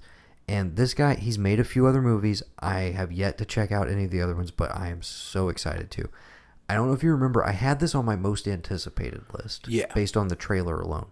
The director is Robert, I'm going to go with Machon? Machon? Machoian. Machoni? I almost don't wanted know. to say Machon, Sure. but I'm not sure. Okay. Manchione. Anyways, Who I will knows? learn how to say your name, sir, because I look forward to checking out your other movies. We gave you the plot description. This, to me, I think I described it to you in text.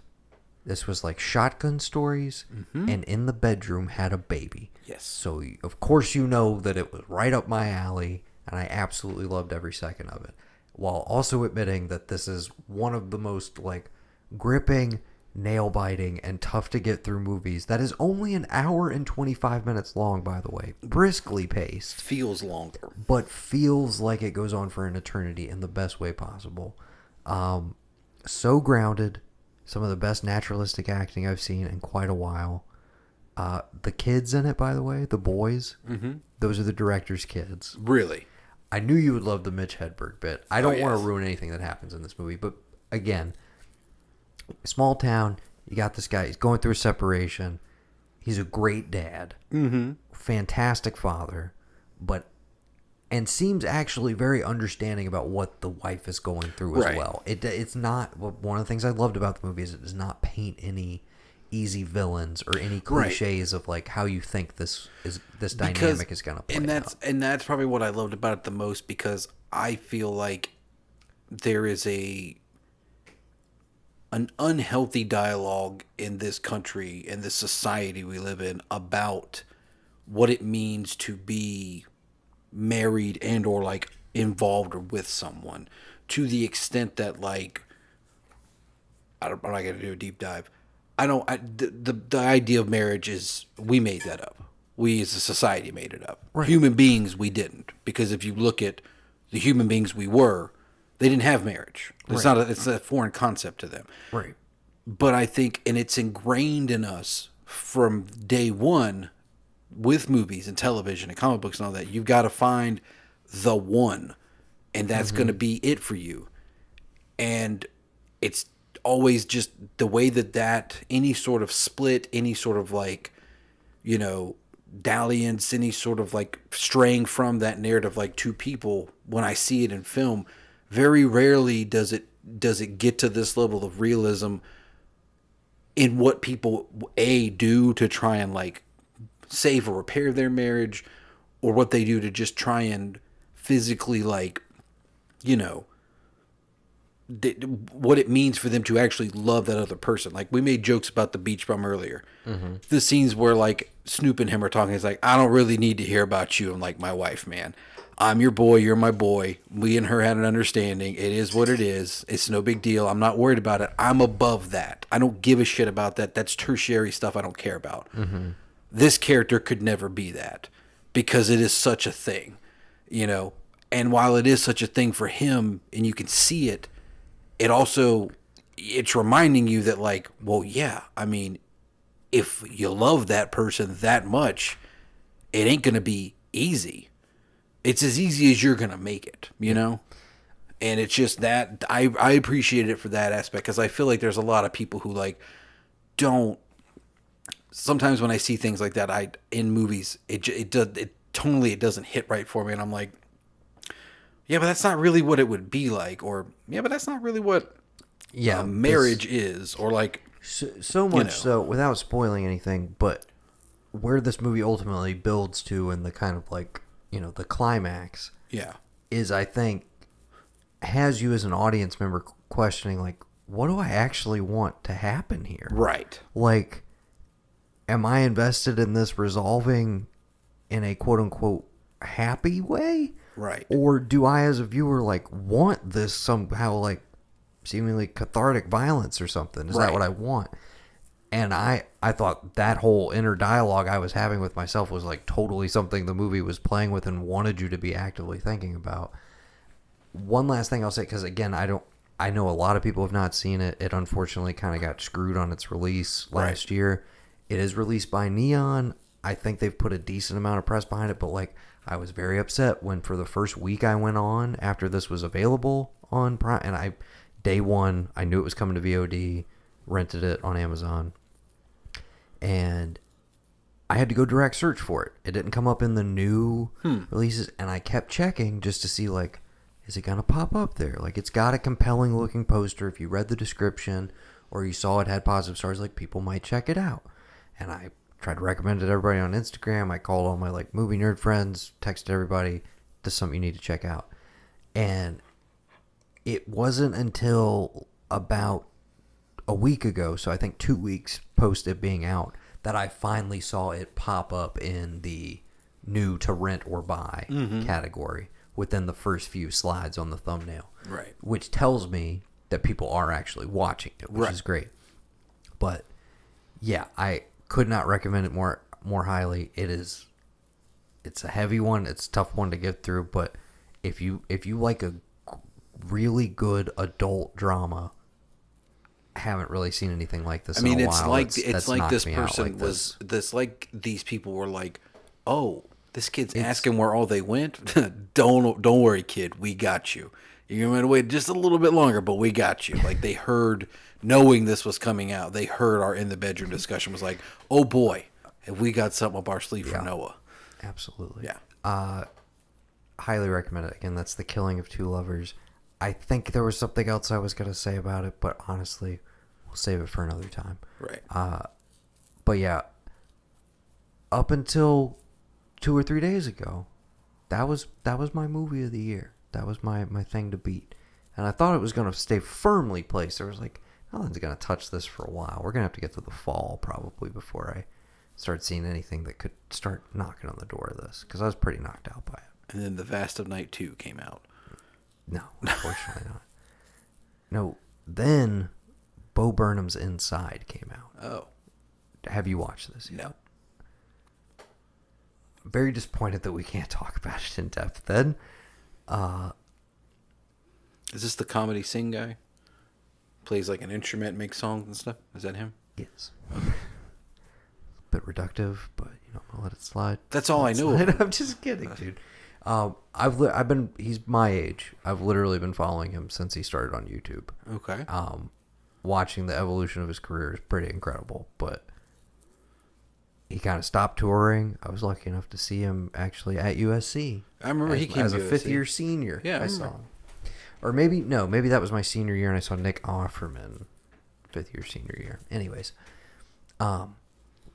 all I saw was Boondock Saints 2, All Saints Day. Oh God, we did do that at the student theater. I forgot about that. Uh-huh. Oh yeah. Like 2 weeks before it came out on DVD. Yeah. But we thought we were ahead of the curve. Oh hell yeah! Us and like 4 other people that were excited for that movie. Dude, no, I saw it with a packed house. Was there?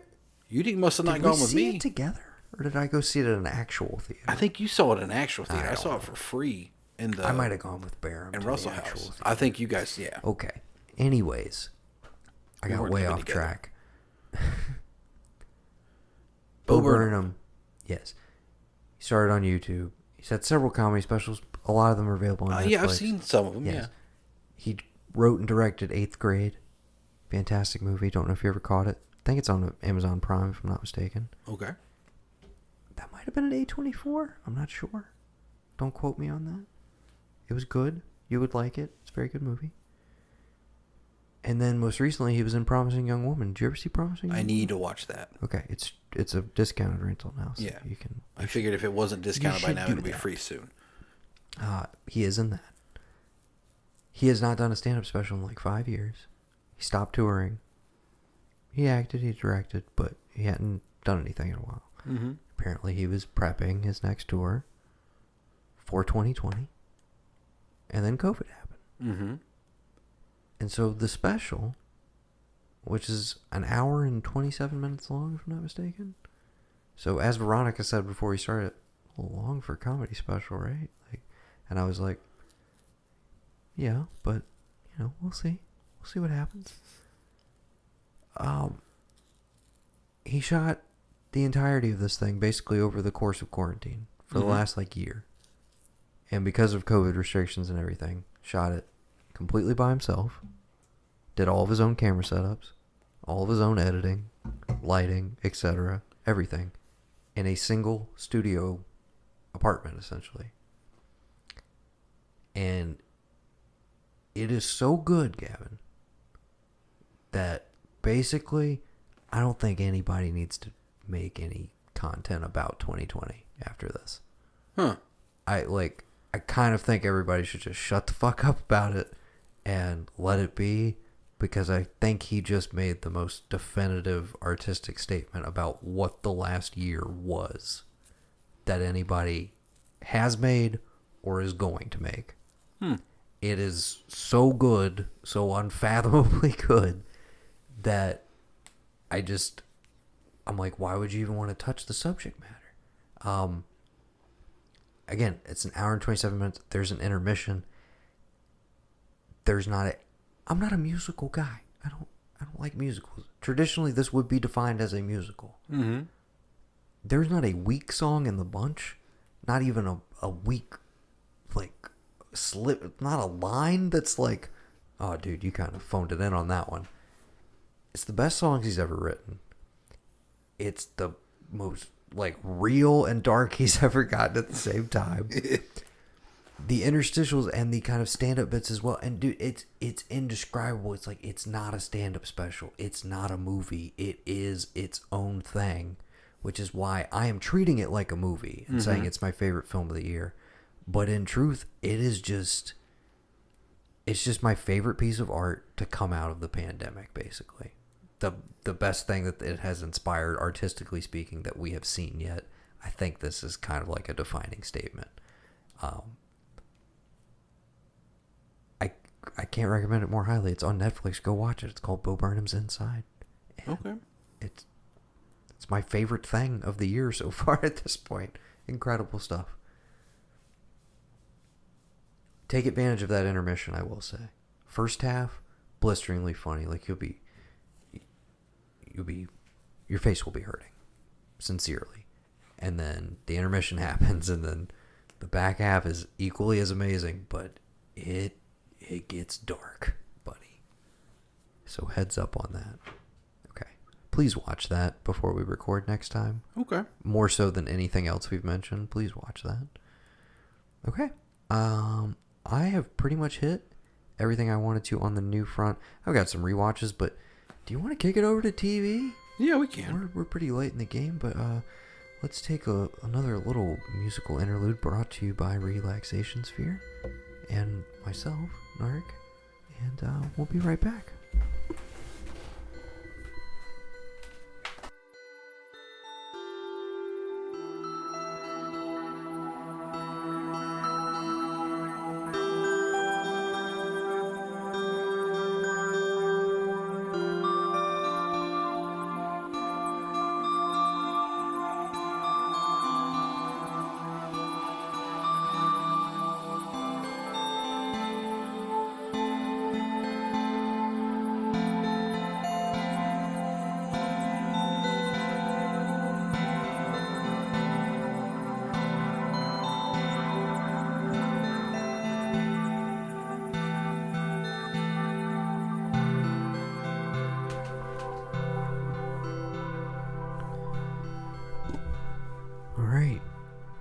I hope if you've made it this far, I hope you're enjoying the EP or the bits you're hearing. Again, if you want to check that out. So relaxed, man. Okay. So chill right now. Again, if you want to check out the whole album, that is the Meddler EP from Narc. Lowercase n, capital A-R-K. All caps. Except for the N. You'll get it eventually. Yeah. Eventually it'll be the number one result. On Right. Spotify. You'll see. You'll all see. Okay. Anyways, yeah, so hope you guys are enjoying that. You'll hear a little bit more at the end of the episode. And then, like I said, next couple episodes, you're going to hear from the rest of the Relaxation Sphere roster. So look forward to that. And again, check out their channel on YouTube, Follow them on Instagram at Relaxation Sphere, or check out their Spotify, their website, all their stuff. Great people. Great Austrian people. Okay. TV, is that what we're doing? Yeah, I think that's we what we're decided to headed. jump over to TV for a little bit. We are an hour and 40 minutes in. Pretty standard. Energy is fading a bit. Time for another white zombie. But we do have a second beer. That is happening. So, here's my list. Here's what it starts with. Go for it. Invincible. Oh, yeah. Or should I say... Yeah, perfect. The joke only worked in the room, but I love the intros to all of these episodes. One of the many things I love about it, this is the adaptation of the Robert Kirkman comic book that has been out for quite a while. This was pre-Walking Dead. Yeah. I think they launched like a couple months apart, but I had only read the first trade paperback, maybe the bit of the second one as well. Mm-hmm. So I was familiar with a bit of the plot, but they definitely bring in elements from a little bit further along. This is one of my, we're definitely not starved for superhero related content, right. Whether it's from the big guns at Marvel and DC, or some of your smaller publishers, or, these more indie properties that are getting adapted. But even with stuff like The Boys already on Amazon, you might be saying to yourself, do I need Invincible? Do I need it? Yeah, you do. You definitely do. 120%. The way it navigates the tropes of I feel like that's the theme of this entire episode. Yeah. Which I guess is the theme Navigating of every episode. those tropes. Is, yeah. But the way it navigates what we Trope know nav. about the superhero genre. And what I love, too, is also it's like prior to about 10 or 15 years ago, this would have been like conceived as pitched at like, oh, hardcore comic fans know all of this sort of shit. But it's like now the general public has enough of a comics lexicon to like, you can show them somebody named Red Rush who dresses like that, and you're probably like, oh, he's kind of like the Flash, right? Right. I get it. Like, he runs fast. He can probably like tap into Right. Speed Force. But then if you know comics like we do, you're like, oh, of course that's a fucking Flash stand-in. And then bam, oh shit, okay, wow, all that just happened. And you're like, well, shit. Yes. Constantly subvert your expectations. Yes. At pretty much every turn. I've said this to you, and we may have another one in the running when the new Masters of the Universe launches in a couple months, which has a great cast. But as of right now, Invincible, I think, has quite possibly the best voice cast ever assembled for any animated property. I agree, 100%. Ever in the history of ever. Stephen Yeun, Academy Award nominee Stephen Yeun, Academy Award nominee J.K. Simmons. I can't remember if Sandra Oh pulled the supporting for Sideways or not. I want to say nominee as well. Maybe. Soon-to-be nominee Walton Goggins. Soon-to-be winner Walton Goggins. Yes. Let's be honest. That guy's going to win an Oscar one day. Of course. You mark my fucking words. Walton Goggins will win an Oscar in our lifetime.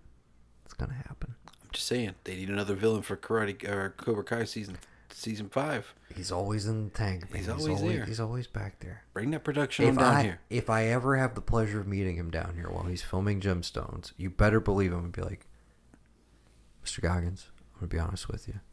I've been with you since day one. I saw the next Karate Kid in Japan as a 4-year-old, and I've been a fan since day one. And I've been thinking, why the fuck wasn't that guy the lead villain? Yeah, because that's his whole story of them like being like, now we don't even think you want the backup. Of course I want the backup guy. I just want to be in the Kid. thing. I want to be near Pat Morita. I don't want to be in the thing. Oh, well, if you'll play like bad guy the second back, yeah, sure, we'll cast you. Great. Fuck y'all, I'm going to be in a movie. Bye. And leaving his fucking boot selling job. Like, yeah, that's it. That's where the ride starts. It's the Karate Kid part, the next Karate Kid. Absolutely. But yeah, fantastic voice cast.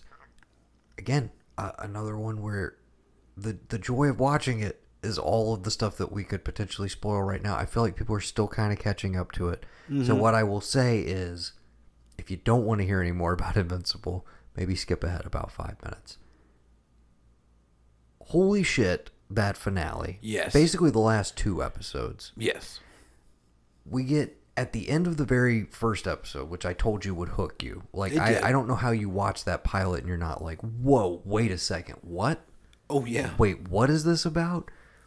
Because aesthetically, up until that point, this could be like, you remember X-Men Unlimited? Yeah. That was maybe more, you had kind of phased out of cartoons. Mm-hmm. I think it was X-Men Unlimited. I know what you're talking about. That was the subtitle. It wasn't the classic one from Fox. It was the newer one on Fox. This was like after the movies had come of the out. Singer movies. Yeah. And, you know, Sam Raimi, Spider-Man, etc. They were kind of revamping a bunch of stuff for TV. X-Men Evolution. That's the name of it. But I'm like, for all intents and purposes, it could be like that sort of art style or look. Like a traditional kid's Saturday morning cartoon. Mm-hmm. And we've seen a little bit of violence, and there's been some cursing, and they've set the tone that, like, you know, this is a little different flavor. But when you get to the final sequence, which again I feel totally comfortable spoiling because it's like I hope you at least watch the first episode. Yeah. But where Omni-Man, who's essentially our Superman in this universe and is the father of our main character, Omni-Man is voiced by J.K. Simmons. His son, who is just coming into his powers, who will soon be called Invincible, is voiced by Stephen Yeun. Okay, Omni-Man comes into the Guardians of the Globe headquarters. Mm-hmm. This is our Justice League, essentially. Yep.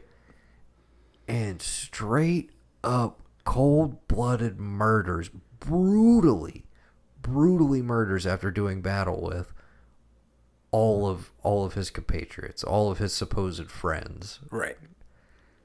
And it's wild, dude. The way it is shot and edited, the sound effects, everything. I say shot. The way it's drawn and edited is just, it's mind-blowing. And I told you at the time when I was trying to hook you into watching it, it gave me that feeling that I only have gotten really from like early seasons of The Walking Dead and early issues of The Walking Dead when I was still following it regularly as a comic book. But where it just leaves you on a note of like, wait, but this is your first episode, bro? Like, you gotta do that in the first episode? Yeah. Well, if that's the tone we're setting, what the hell is this show about? Immediately hooks you in, and you spend kind of the rest of the season with this dual narrative of like, you know, he's struggling with high school. He's got the Peter Parker thing of like he's trying to be a superhero, but he's also trying to date a girl, and he's trying to find himself, etc. All while building up this background narrative of like, okay, so his dad is essentially Superman. He's an alien from another planet. So he's half human, half alien. What are the actual intentions of his dad? Right. Where does he come from? What's his end game, etc.? Why did he do what he did in the opening? Was he being controlled by somebody? What the hell's going on? Between the dialogue of them saying, oh, he must be controlled, and for like the first 2 episodes afterwards, I was convinced there's a big bad at hand. We're going to have to find out who it is. Hopefully he doesn't gain control of him anymore. And then when you realize what the whole thing is, you're like, well, motherfucker, that does make complete sense. Yeah. I buy it 100%. And holy shit, we need a hero. Yes. And we build to, again, the penultimate episode, which is essentially the gloves are off. The world knows, or at least most of the government knows at this point, that Omni-Man is an enemy of the world. It is not here to save us, but is in fact here to colonize us. And they're basically like, we got to throw everything we have at him. And it is an entire episode pretty much of one giant extended action set piece that is also doing some beautiful storytelling the whole time as well. And I texted you right afterwards. I was like, dude, that's one of the best like half hours of TV I've seen in recent memory. Mm-hmm. And some of these episodes were like 45, right? Yeah, they kind of varied. So we get the setup essentially for the final conflict, which is going to be like, dude, you got to face down your dad, and like, are you going to end up siding with him, or are you going to like err on the side of humanity and try and take him down? What's going to happen? And I won't get into all of the details, but where that goes in the finale and the kind of the showdown between father and son, the idea that, again, that's how you're capping off your first season, mm-hmm. knowing that there is hundreds of more issues of this comic and way more stories to tell and all this other stuff coming. It's just like so exciting because you're like, well, if this is like where we got to in the course of what, 8 episodes? Yeah, It's not just even like, 10. Imagine what we got coming down the road. So if you haven't already checked it out, Invincible, Amazon Prime, huge endorsement from Definitely. the Archive here from the Blanchard brothers. All right, so we both dug the shit out of Invincible. Did you ever check out Yasuke No. on Not yet. Netflix? No. I told you a bit about it. Fictional fantasy anime, historical fiction about the first Black Samurai, voiced by Lakeith Stanfield, Right. Yeah. and most importantly, soundtrack by Flying Lotus. It's fun. It's a quick watch. I think it's only 6 episodes. Wild animation. Some people, I felt like the main kind of discourse I saw was, oh, I wish it were more historically accurate. Why'd they have to bring in all this fantasy anime bullshit? Why couldn't they just tell the story of this character? And I guess my response to that was, you don't like all the crazy fucking anime shit? Like, My response to that is, you weren't alive back then. How do you know it wasn't this way? What? Fuck you. Well, I'm also just like this. I will get into this with my final TV thing that I'll be discussing, but this kind of, I don't know, bullshit thing to me that it's like, oh, well, it's okay for some people to alter history and do like revisionist history or historical fiction or fantasy, but other people, no, you got to tell it the way it happened. And I don't see why certain restrictions got to be put on some people instead of others. I don't get it. I'll explain myself a bit when we get further into this. But I enjoyed Yasuke. It's a quick watch. It's fun. Lakeith's great in it. And the soundtrack just kicks ass, dude. It's so good. So good. That's on Netflix. Check it out there. I have not finished Love, Death, and Robots. The second collection dropped. Oh yeah. It's like the Deadpool guy and Fincher produced it. I need to catch up on that. I've been waiting. I've watched a couple of them in similar reaction to the first season where I'm like, it's kind of a, it's very hit or miss. Trying to be Black Mirror, but isn't Black Mirror. Some of them are very enjoyable, and the animation style is very.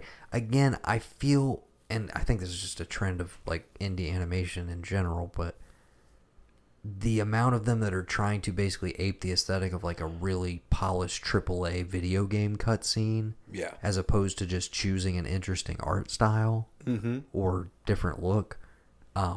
Yeah, there's too many of them that look samey to me because they're all going for this almost photorealistic sci-fi shit as opposed to like, just show me some wild stuff, man. I don't care if it looks like I could see it in my reality. It's animation. Like, let your mind run wild. Yeah. But there's this marriage to like trying to like ground it in stuff that we've seen before.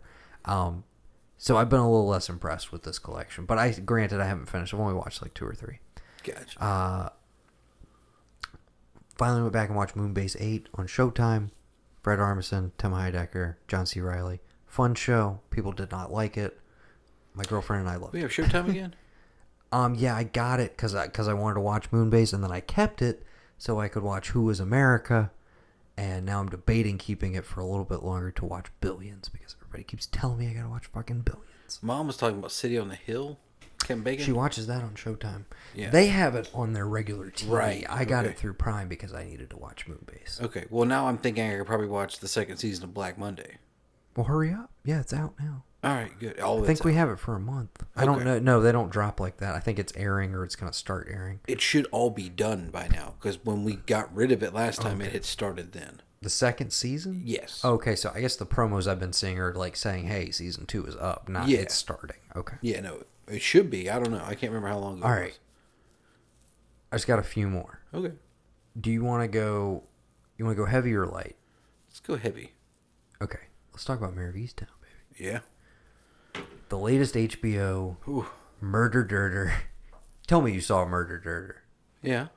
You did? What's Murder Dirter? What are you talking about? Did you see the SNL sketch or no? No. I don't know what you're talking about. Are you fucking with me? I don't know what you're talking about. about. The SNL king, dude. I thought you were like the guy who fucking sticks with it and watches every episode. Are you messing with me or not? I'm Can't not tell. Are you doing a messing bit with for the you. podcast? I don't know what you're talking about. You get this smirk sometimes where I'm just like, dude, he's like, oh, this will make better content if I pretend like I didn't see it. Who hosted? Elon Musk. You didn't watch the episode? No, I didn't watch the episode. Okay. Listen, when you have all that money in the world and you amount to like one of the you're worse than Steven Seagal was on that show. Like I can't. It's probably way too cringe for me now. Like that's the thing you don't understand. I get embarrassed for people really easily. So if I know that people didn't like it and they were just like, "What the hell?" Like he's still losing money for it. Apologies in advance for anybody who's already well aware of the joke I just made. This is going to be Gavin experiencing Murder Dirter in real time for the first time. Okay? This is happening. We'll see how the audio comes through. Apologies in advance. Small town, somewhere between New York and D.C.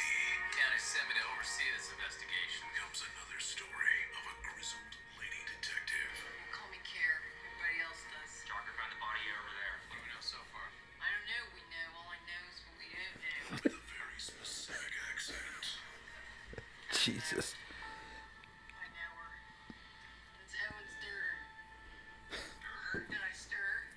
My daughter's been murdered.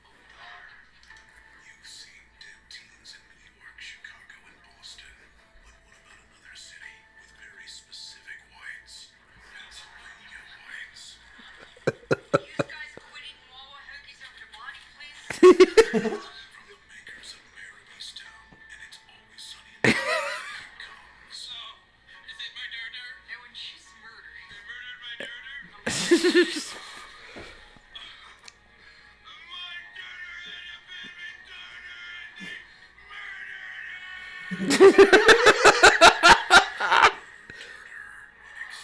Pennsylvania. I got you some eating and she's didn't me a job. Oh, thanks, Gare. Highly accurate, says the Dilco Daily. Highly accurate. And the towns. Word on this daughter matches the same damn Bennington. Down Royersford past Hookessin. That's what you're talking More past Hookessin over by the Jacob Bridge. And you guys can spell that for me later? Starring an actress with a messy ponytail that says, "Forget I'm actually British." Monday night.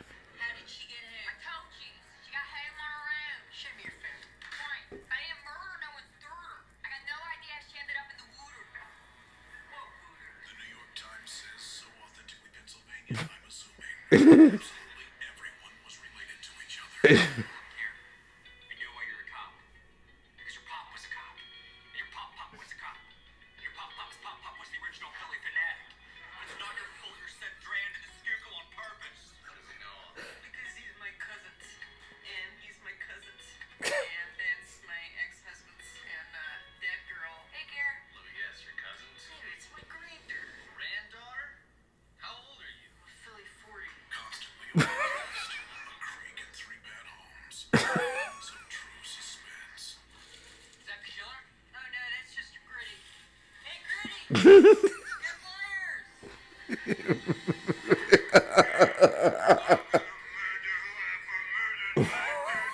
Owen, I don't know who did your murder. Might I be of some help? I followed over. Your daughter and I were friends. Oh, okay, so he did it. He is the Shit. for sure. This is where Joe Biden's from. Wow. Jesus Christ, Noah. I thought for sure somebody had That's got to be the one. murdered her. That has to be That the was- one gem in that entire episode. Oh, 100%, dude. It's I mean, in my personal opinion, it's the one good sketch to come out of this last season of SNL, which I didn't watch all of, but... Noah, you haven't heard Weird Little Flute? Oh, no. Okay. Sure. Yeah. You know what I mean? You know what that is? Yes. Okay. Yes. I guess. I don't know. I know. There's been some good ones. The performances haven't been there. Anyways, I wanted to lighten the mood before we get into Yeah. it. But yes, Fucking Mare Easttown, huh? it's the latest, like we said, Sunday night murder mystery, prestige. In the wake of True Detective, we've gotten a bunch of these. You got your sharp objects. You got your Big Little Lies. You got your The Outsider. probably the weakest of the bunch. Yeah. You've had some other ones in there as well. Oh, The Night Of. Yeah. How could I forget? The third day. A little bit. Yeah. A little bit. I think this is upper echelon, like right up there. Not fully there. Don't you know that this guy, he directed like best episodes of The Leftovers. So yeah, good You think stuff. about International Assassin And the and the most interesting, the most powerful man in the world and his identical twin brother. Yeah. Is that what you're talking about? Yeah, don't use nose. I mean, come on, man. Stop eating Wawa hoagies over the body.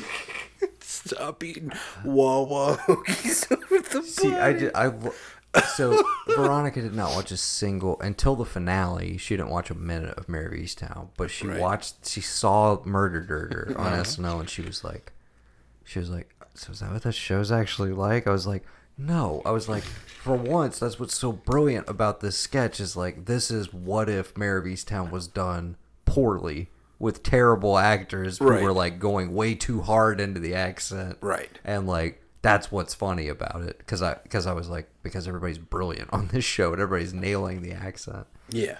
But Even Guy Pearce, who I wanted to have this conversation probably more than any other conversation surrounding the show. Is Guy Pearce to the general movie-going public? No, he's Is that he a guy. name actor? No, he's that guy. Thank you. And I had to correct that in my he is- brain because I'm like, I see Guy Pearce show up in this and I'm like, he's the biggest name next to Kate Winslet. Now you could argue at this point maybe Evan Peters is a bigger name, if you will. But I see, you show me Guy Pearce, you show me as a love interest, and my brain starts ticking immediately because I'm like, I mean, how many times have we played the, hey, Guy Pearce couldn't possibly be, guess what he is? Literally thinking of Iron Man 3. Yeah. And Without Remorse, most recently. Right. I feel like there are probably other examples, okay? Mm-hmm.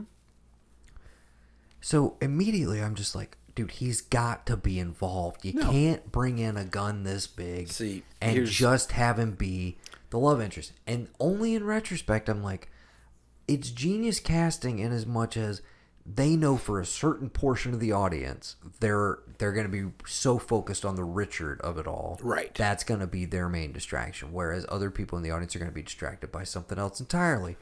But I thought they did an impeccable job of misdirects, red herrings, false leads, all of that stuff to the point where when we got to that finale, I didn't know a single reveal until it happened. I was never ahead of this show. Listen, the only time that I was ahead of the show, I wasn't actually ahead of it. I thought I might be, but I wasn't even going to place a bet on myself. Uh-huh. And ultimately, talking about it in retrospect with Bex, because her and I watched it, like we kept up with it, I was right. But it was only just by pure like rules and logic, and that's it. And I wasn't sure how I was going to be right. But when I turned out to be right, I was like, okay, this sucks, but like, all right, I got it.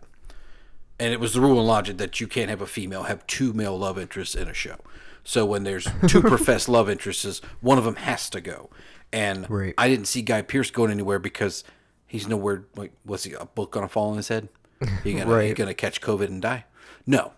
Yeah. To the point that, like, when we get to that, I guess, mid-season finale, if you want to call it that, if you're going to cap it. Yeah, capping it. I mean, traditionally, that is where shit goes wild if you're doing a True Detective season. Exactly. So when that happens, I was just like, that's the only time that her and I both were like, well, I mean, he could still be. And, like, I was like, when she started going down that road, I was like, well, he isn't because of two-man logic. You can't have two men like the same woman. Right. It's going to be the love triangle. One of them has to go in some fashion.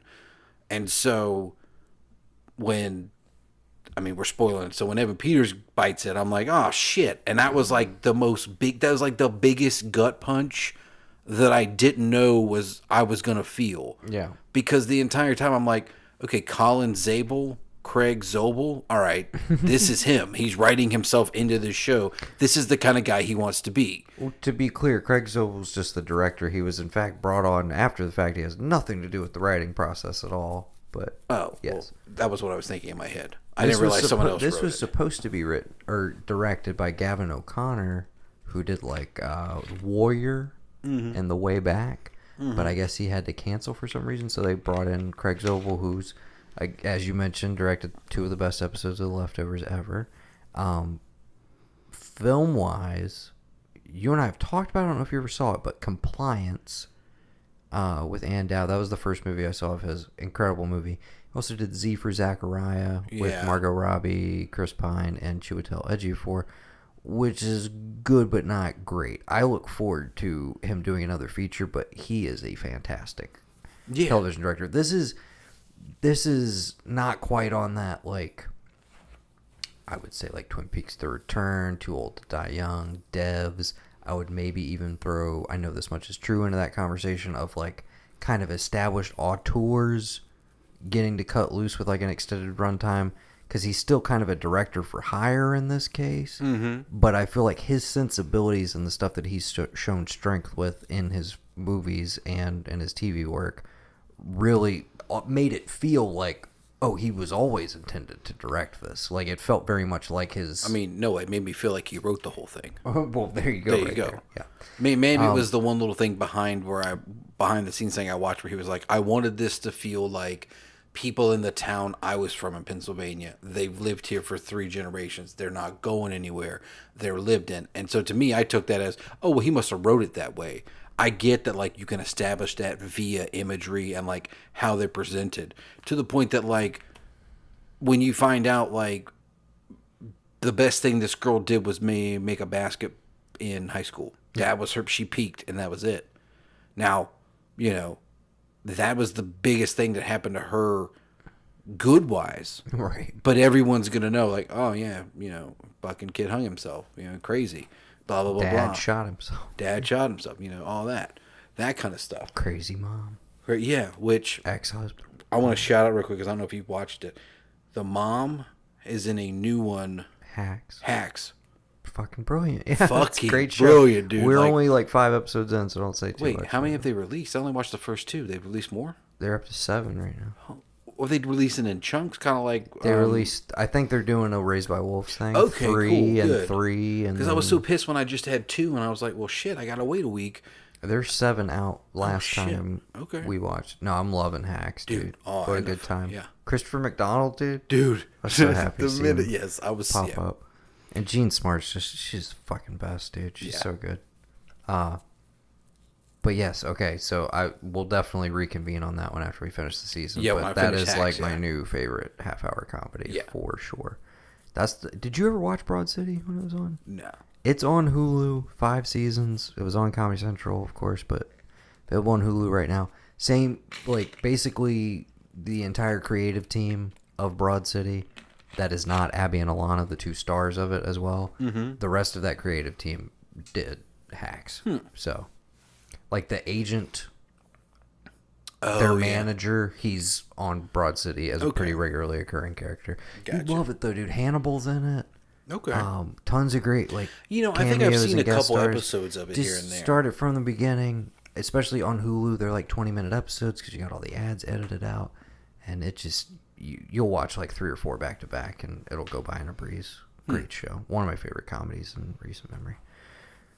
Okay, but yeah, Mare. Oh, anyways, that scene, to wrap up the Zabel of it all, I feel like you're almost not even able to cope or emotionally process what's going on with him in that moment, because you're immediately into the fucking 3rd act climax of Silence of the Lambs. Yeah. Like, immediately.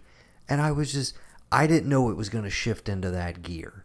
Like, and I was just like, this is like terrifying.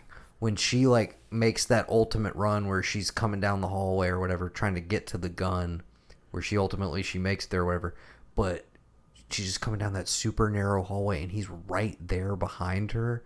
I was off the couch. I was like freaking the fuck out, so concerned at that point, because as soon as they blew Evan Peters' brains out, I was like, the rules are off, man. At that point in my head, I was like, is this 6 episodes? Or is this 5? 8? Or is this What 5? are we Like, doing? when Yeah. is this gonna end? What the fuck's going on? Like, where are they gonna leave this at? And then I remembered, of course, from all the trailers, I was like, there's that shot of her, like, in a doorway shooting a gun, and she's like cradling her other hand, and then she kind of slams against the wall as like cop cars rolling in the background. I was like, I remember that shot. She's about to kill this guy. She's gonna be okay, and at least she saved the girls. But fuck, man, he got straight up DiCaprio. Like, Yes, but he that is the new. damn it, He is the new DiCaprio. Like I was telling Bex, I was like, you may have not remember The Departed whatsoever, but like The Departed is seriously just that scene. Let us not forget the little candidate in between there. Who? Old Taylor Kitsch in True Detective season 2, Bro. baby. I know that one just That does. That one oh fucks my you God. up. Especially Yeah, who it is. It's his lover. It's I like, know, Oh man. my God. Yeah. Well, he lures him there, but the dude who kills him is the assistant, right? No, the dude who kills him is his lover. The one who finally kills him when he comes out the back is not. Yes, it is. Nuh-uh, dude. It's the dude Go that. back and watch it. It can't be. No, it's- I he's the thought- one who lures him there, but the one who Well, does he finally kill that shoots him guy? in- Does he kill the guy that lured him there down in this alley thing? I'm pretty sure he kills a couple of those guys. Oh, I thought that was the whole big deal. Was like the guy that lured him there was the one that shot him in the back when he's escaping. We should go revisit our episode. We should. It's available. I think. No, it's on the TV arc. Yeah. Anyways, back to Mare. Okay. So a lot of this, I feel like I'm going to be regurgitating from my conversation with Mom a couple hours ago about the finale. But I did not pick up on the whole Ryan of it all until they flat out revealed it. But when they did, it did not feel like a cheat. And I start flashing back to all of these earlier moments from previous episodes. Like where he sees the news report and asks his dad, like, oh, what's going on with her? And you're just like, oh, he's just concerned. It's a girl from his high school, like, small town. And then, you know, the dad kind of reassures him or whatever. And, of course, immediately when I'm, like, rethinking about that scene and the scene where he, again, defends his sister at school because she's being picked on, you're like, fuck yeah, dude. Like, yeah, defend your sister. But he kind of takes it too far when he almost beats that kid within an inch of his life with the lunch tray. And you're like, maybe there's something going on with this kid. But in the moment, none of that red is sinister at all. Not at all. But as soon as they pointed it out, I was like, oh my God, you guys did such a good job.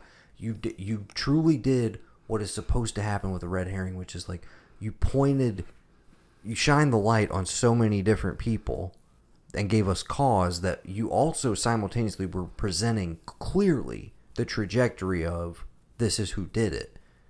But we didn't see it because you did the misdirects so well.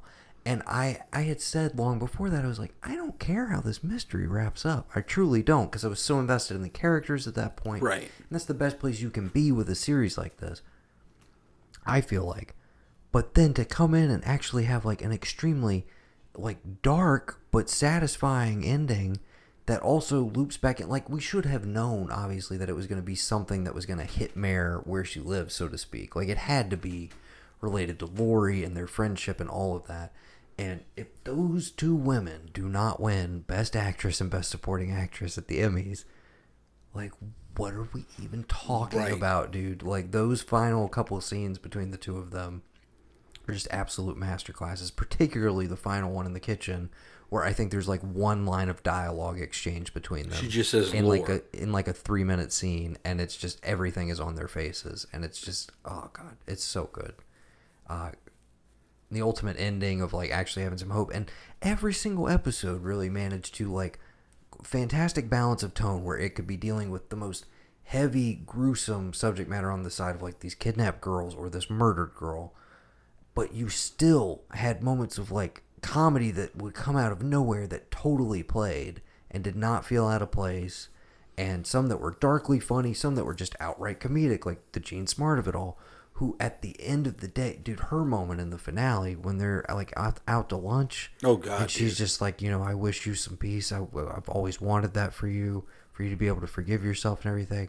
And her breaking down, I was just like, dude, Jean Smart could fucking do it all, dude. She's like hysterically funny, but she can whip out the dramatic guns whenever she needs to. You are forgetting the worst misdirect that entire show did. That, I will say it right here, and I'll say it publicly. I was a 9.5 on this show, a 9.5 out of 10. The reason for that 0.5, to be quite honest with you, is the fucking scene you're about to talk about. What scene is that? The bathtub scene with Yes. the kid. That was completely unnecessary. Yeah. And I do have an issue. Here's my thing. If you had played out the drama of that, and it would have been dark as fuck, and I wouldn't have been happy for the show to go there. The kid died in that scene. I'm okay with you presenting it the way you did. Mm-hmm. When you're doing the fake out to get my emotions up, but then ultimately playing off, it does feel very manipulative. I will say this, though. I brushed up against that I will say this. quite a bit. If you look at it in the context of Susie Bacon, Yeah. which I had to explain to Bex is their kid. Yes. And you would already know this if you hadn't skipped out on Here and Now, the only solo podcast I ever did by myself. Okay. I was on the Sosie Bacon train. Okay. Way before anybody. Okay. So I don't want to hear any shit about it. Hey, stake your claim, my friend. She was okay in that show. She was Yeah. much better in the show. She's no closer. I got it. I would have done a spit take if I had drank that a little bit Okay, earlier. That got was it. very good. That was funny. Mom is dying right now. I know. I gotta But keep. I hope she doesn't have a margarita in her hand. Hopefully not. I did. Oh, I didn't tell you. Guess what I bought her? I bought her a bottle of Dos Hombres Mezcal. She mentioned that earlier. She excited. She didn't see.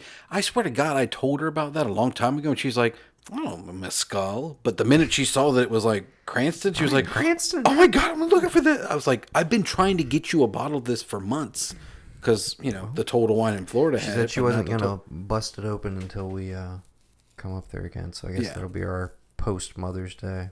Yeah, Mother's Day celebration.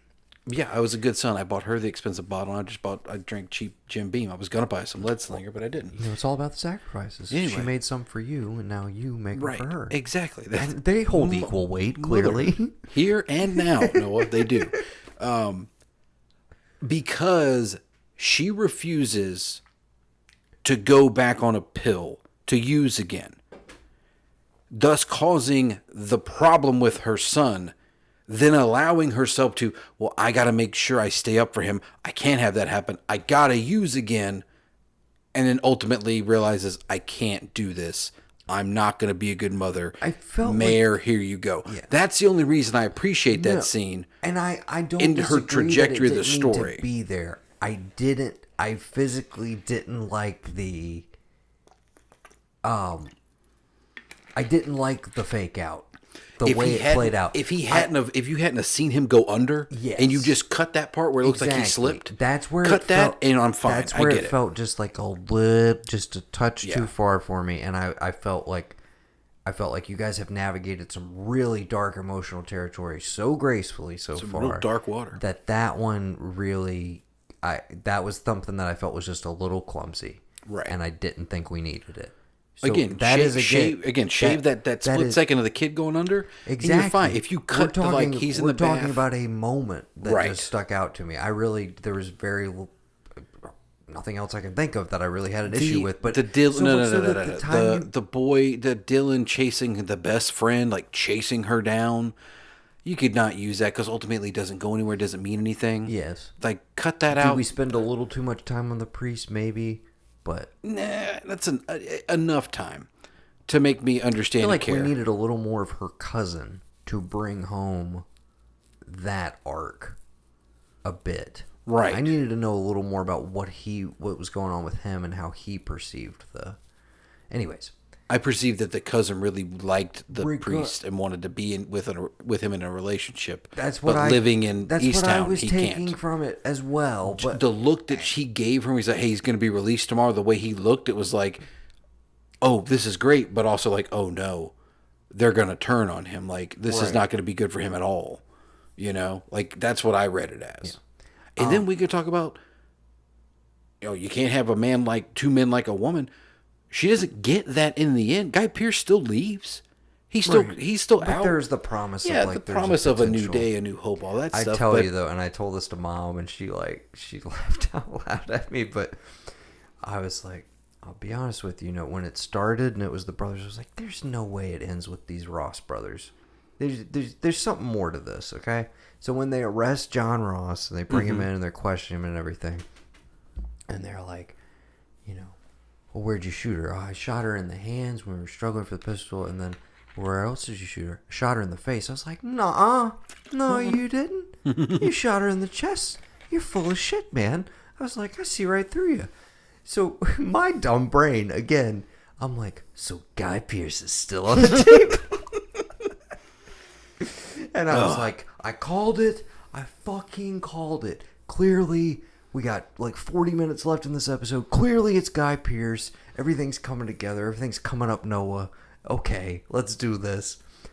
And then they reveal that it's Ryan about like 15 minutes later. And I'm like, son of a bitch.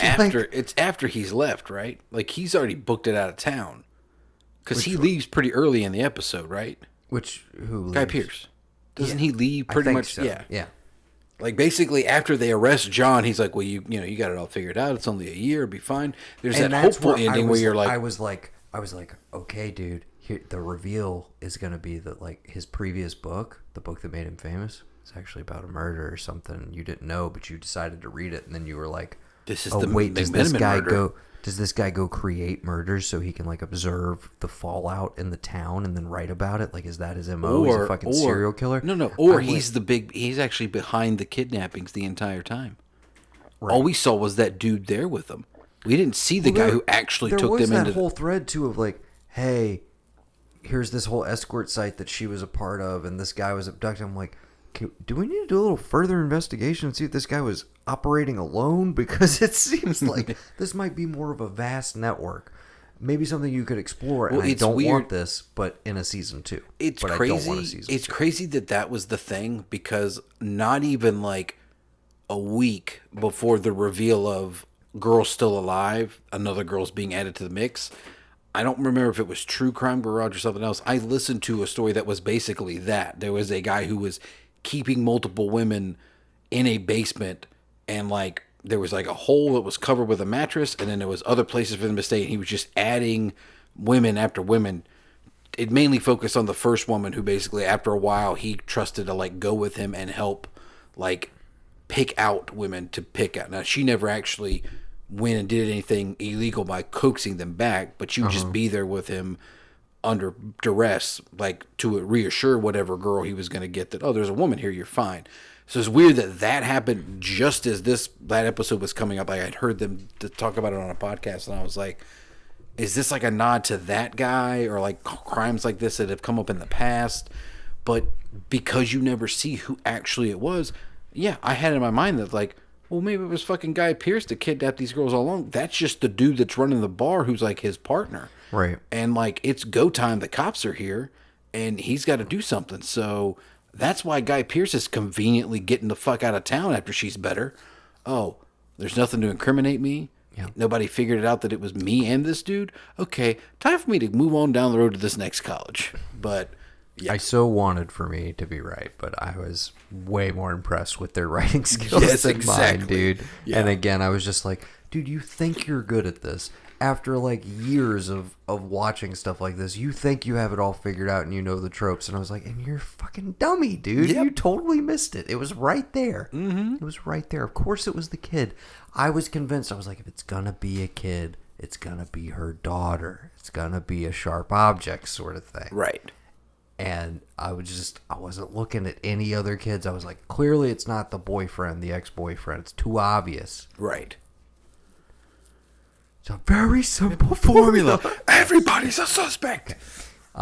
Yes. Murder Dirter. Great show. But not my favorite of the year. We'll What's your get to favorite that of the year one. so far? The Friends reunion? I was going to save it till last, but I'll tell you about it now because we do need to round into talk about our last shared one. We can talk about the Friends reunion if you want to. And we got to pick 2x2 before we get out of here. And it is Right. already 12:10.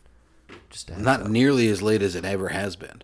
I'm just saying we've been I've going left for here at 2 almost o'clock 2.5 before. hours. I know. but I don't want to do that tonight. So Listen, I'm back, baby. It's all you're it's all back, good. and we can talk about more stuff at another date. It's All fine right. too. What's our next shared one?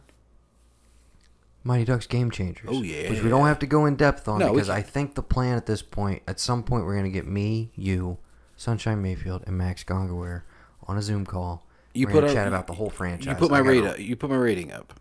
Yeah, I did. The reason I gave it an 8. Okay, 1, not enough of the original Ducks to follow the Cobra Kai formula. 2, Kenny Wu is not an original Duck. Kenny Wu is not from Minneapolis. Kenny Wu is from Sacramento, California, or San Francisco, California. Okay, so shoehorning a duck from Mighty Ducks 2 into the Game Changers, not my cup of tea. It's the only reason I give it an 8. Okay. I loved everything else of it. I loved the misdirect. I loved Emilio. I know that when the third one came out, he was like, I don't want to be stuck in sequel hell. But it's like, you going to do this for a couple more years? Because I do want a season 2. I want to see what happens next season.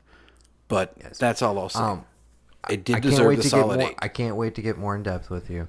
I was charmed by the show initially. Had a good time. It kept me strung along. But it really came together for me in the finale where it kind of turned a corner and I was like, you know what? They get it, dude. They brought in a lot of elements that all of a sudden felt very more like what I was expecting the show to be initially. And I Right. liked that it gradually built into it. Right. Where it was kind of a like we're gonna earn your respect. By the time we get to the end of this, you're gonna like some of these kids. You're gonna be a little attached. Oh, you might even get a little emotional when they start sticking up for each other. But the podcast kid turned like hockey player. Dude, his comedic timing is Nick- fucking golden. Nick in this show steals the Every entire fucking scene. series. The kid is magic. Great comedic timing. He's one of those where you're like, dude, he's like, Get him over on the set of Stranger Things. I mean, sure, but I more see like this kid in a few years when he can do quote adult movies or whatever. He has like Jonah Hill energy to me, where Yeah. like effortless comedic timing, and just like would crush anything you put in front of him. He absolutely steals the show. By far the highlight of the kids, but they're all pretty solid in general. He's just like next level, dude. And again, spoilers if you haven't made it to the finale yet, but when they're wearing the retro Ducks jerseys and he's in Averman's jersey, I was like 100% he Yes. should be in Averman's jersey. That All and right. that brings me back to another point. You don't fucking cock tease me with Charlie Conway. Like, yeah, Charlie said he wasn't coming because of you, Bombay. Because I was you've never cared about it. Dude, and I was immediately like, oh, this takes me back to 3 when they were estranged. And he was like, you left us here at this prep school all by ourselves. But then they get brought back together by Hans's funeral. And immediately I'm going through all this in my head and I was like, dude, you haven't rewatched any of these because I was waiting till the I end of the did series and I was rewatch like, all of but them. they are so, I was saving them. I'm going to now before we do our episode. But I was just like, but it's just right there. I immediately was just like, but I remembered all of that and like their whole emotional dynamic. I was like, and that's where shit was left with him and Charlie. Like Charlie's like, oh, you never really cared about us, and like they name check him again in the finale, and I was like, dude, they are just like tickling Josh Jackson's balls to be like, please come over here, man, come play with us. It's fun. It's a fun show.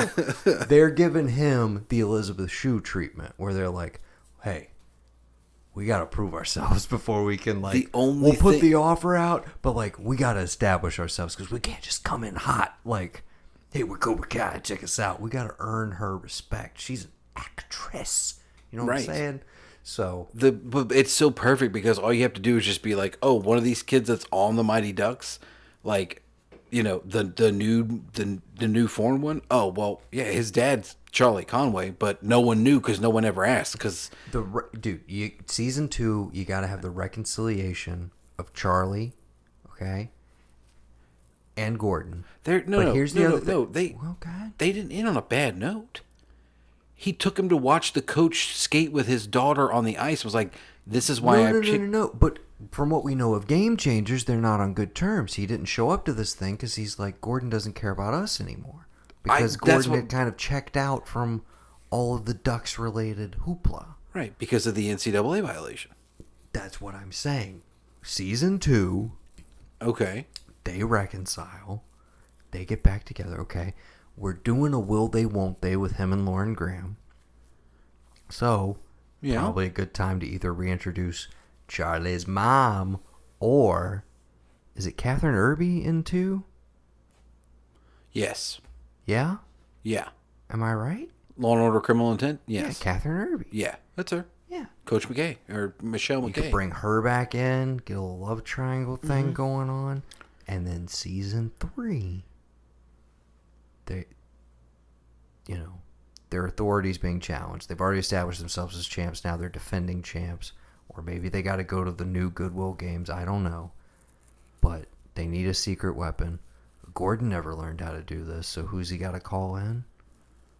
Got to get Keenan to come teach the knuckle puck, dude. Shit writes itself.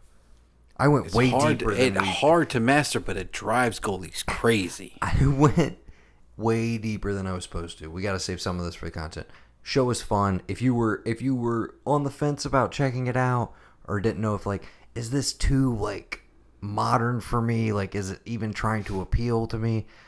Again, Cobra Kai this is not, but as an update that kind of does its own thing, huge thumbs up, honestly. Great time. Just kind of a charm factory. There's nothing particularly offensive or anything you're going to brush up against or stuff to get really upset about involving the show. It's just kind of a nice, chill, fun watch. And if you don't want to watch the whole thing, you can literally just watch the one episode where all the other ducks come back. You could watch that. the opener, you could watch the Spirit of the Ducks, and you could watch the finale and get a gist of it. But I enjoyed the whole season, and I kind of watched it in chunks. I would let some accumulate, and I would binge here and there. But the coach of the new Ducks, it's obvious that Wolf Stanson is his father, right? With the slick back damn hair. well better be. Yeah, dude. What a great villain, Coach T. We got to save some of this Yes. stuff. I could talk about all this for quite a while. But yes, if you were on the fence at all, or on the rink door, on the ice. Yeah. And if you were in the penalty box about it, didn't know if you want to get out or not. Sure. Yes. All of that stuff. We both recommend it. If you have Disney Plus, why not? Might as well. But, you could also wait a little bit because Loki comes out on Wednesday. Oh, it does start Wednesday. I know, dude. It's just when I was I wonder what's happening with old Marvel. Oh, there Did it you see is. the picture? What picture? Taika Waititi and... Oh, yeah. Yeah. You see those other pictures? What other pictures? Taika and Tessa Thompson and Rita Ora? Mm-mm. Okay. Sorry. Is it weird that I'm but I mean, Chris Hemsworth and his biceps, what else could be better than that? So I guess Taika Waititi is divorced within the last year or so, and he's currently dating Rita Ora, okay, who I know is a person, but she's a musician, I guess, right? Or is she a model? Maybe. I don't know. I don't know what she does, but I know her name. Okay.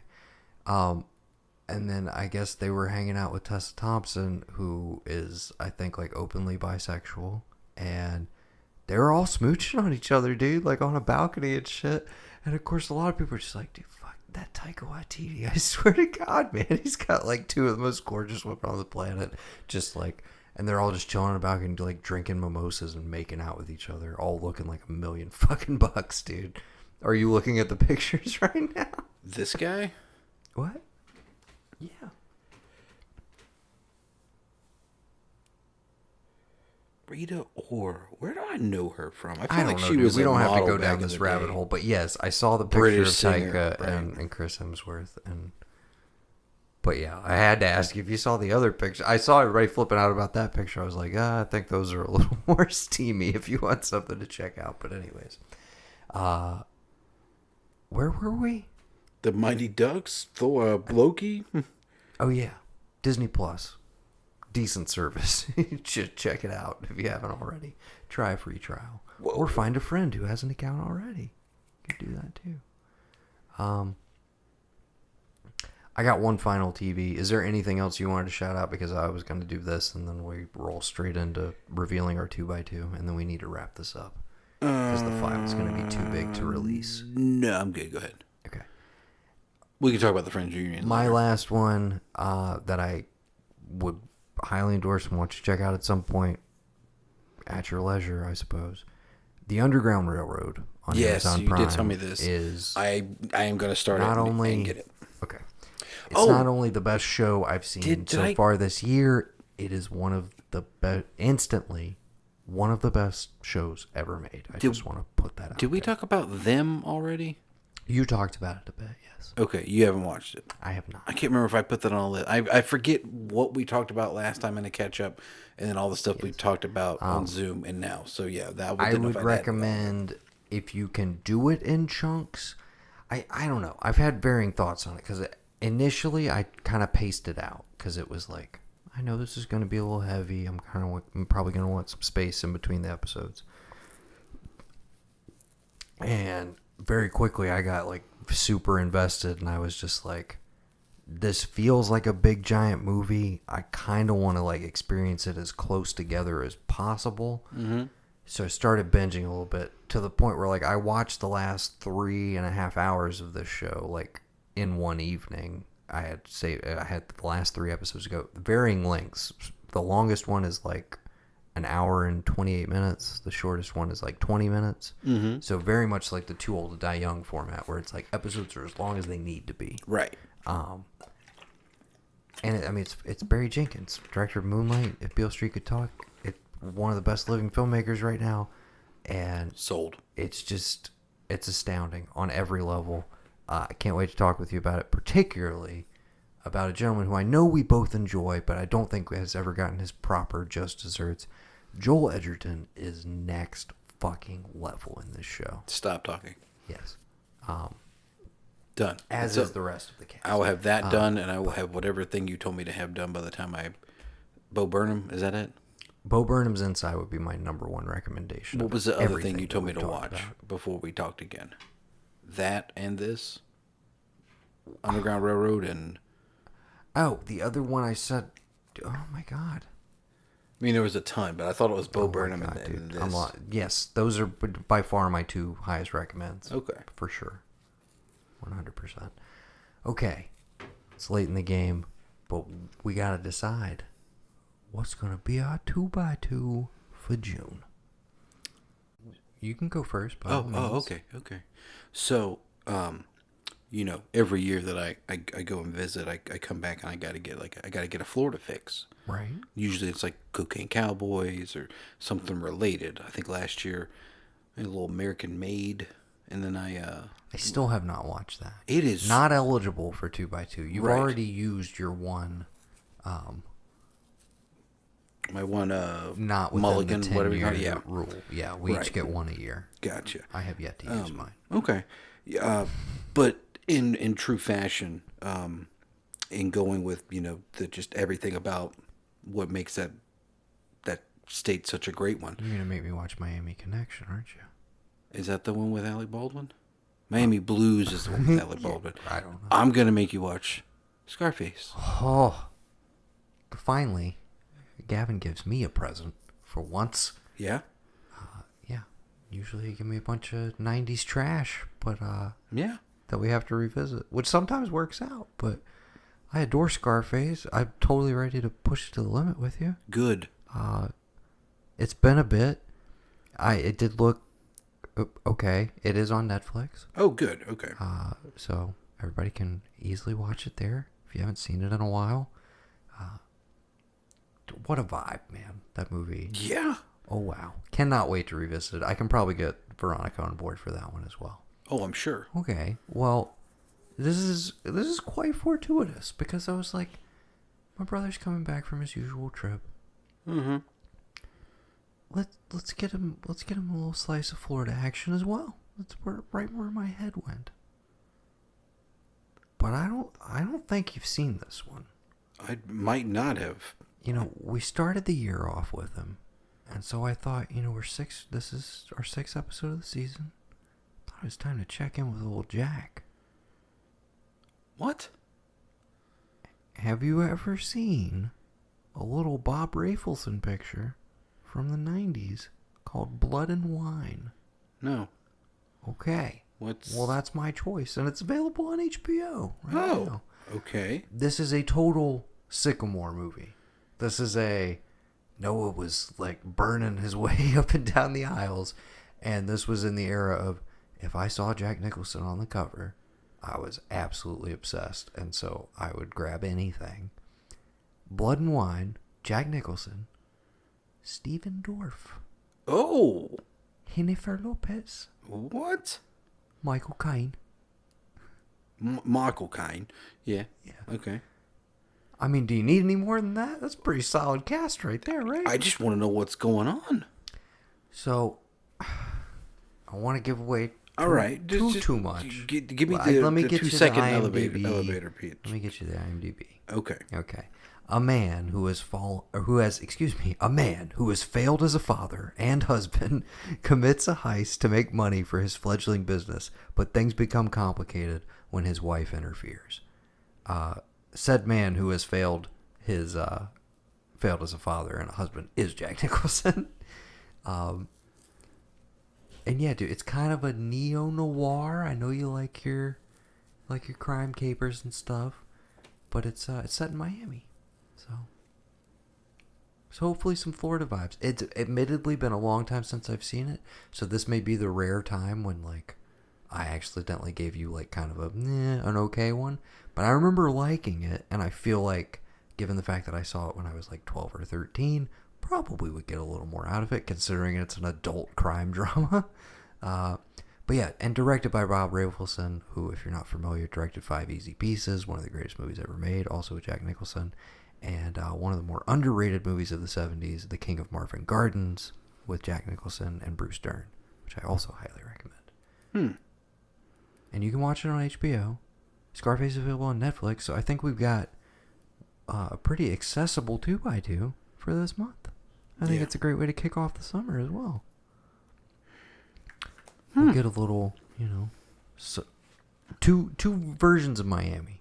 We One walk along right the razor's smack dab edge. in the cocaine 80s, and the other one in kind of the 80s hangover of the 90s. People trying to scrounge it out and like still try and make a living for themselves doing some crime.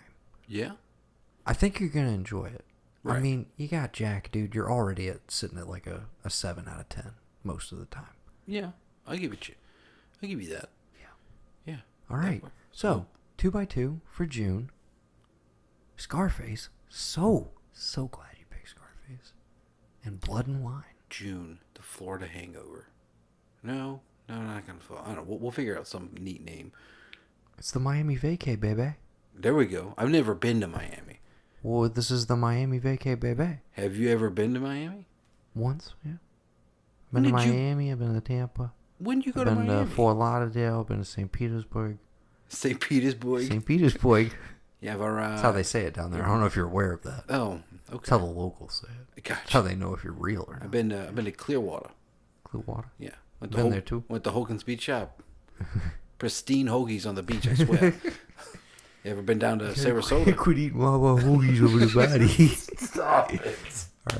All right. On that note, There are a lot of Wawas in Florida, though. There I will are. give you There that. certainly are. That's the barometer. Like, here, people are like, well, if the Waffle House closes, this hurricane must be a big deal. Mm-hmm. But in Florida, it's like, well, the Wawa's closing. I gotta board up the house and get out of here.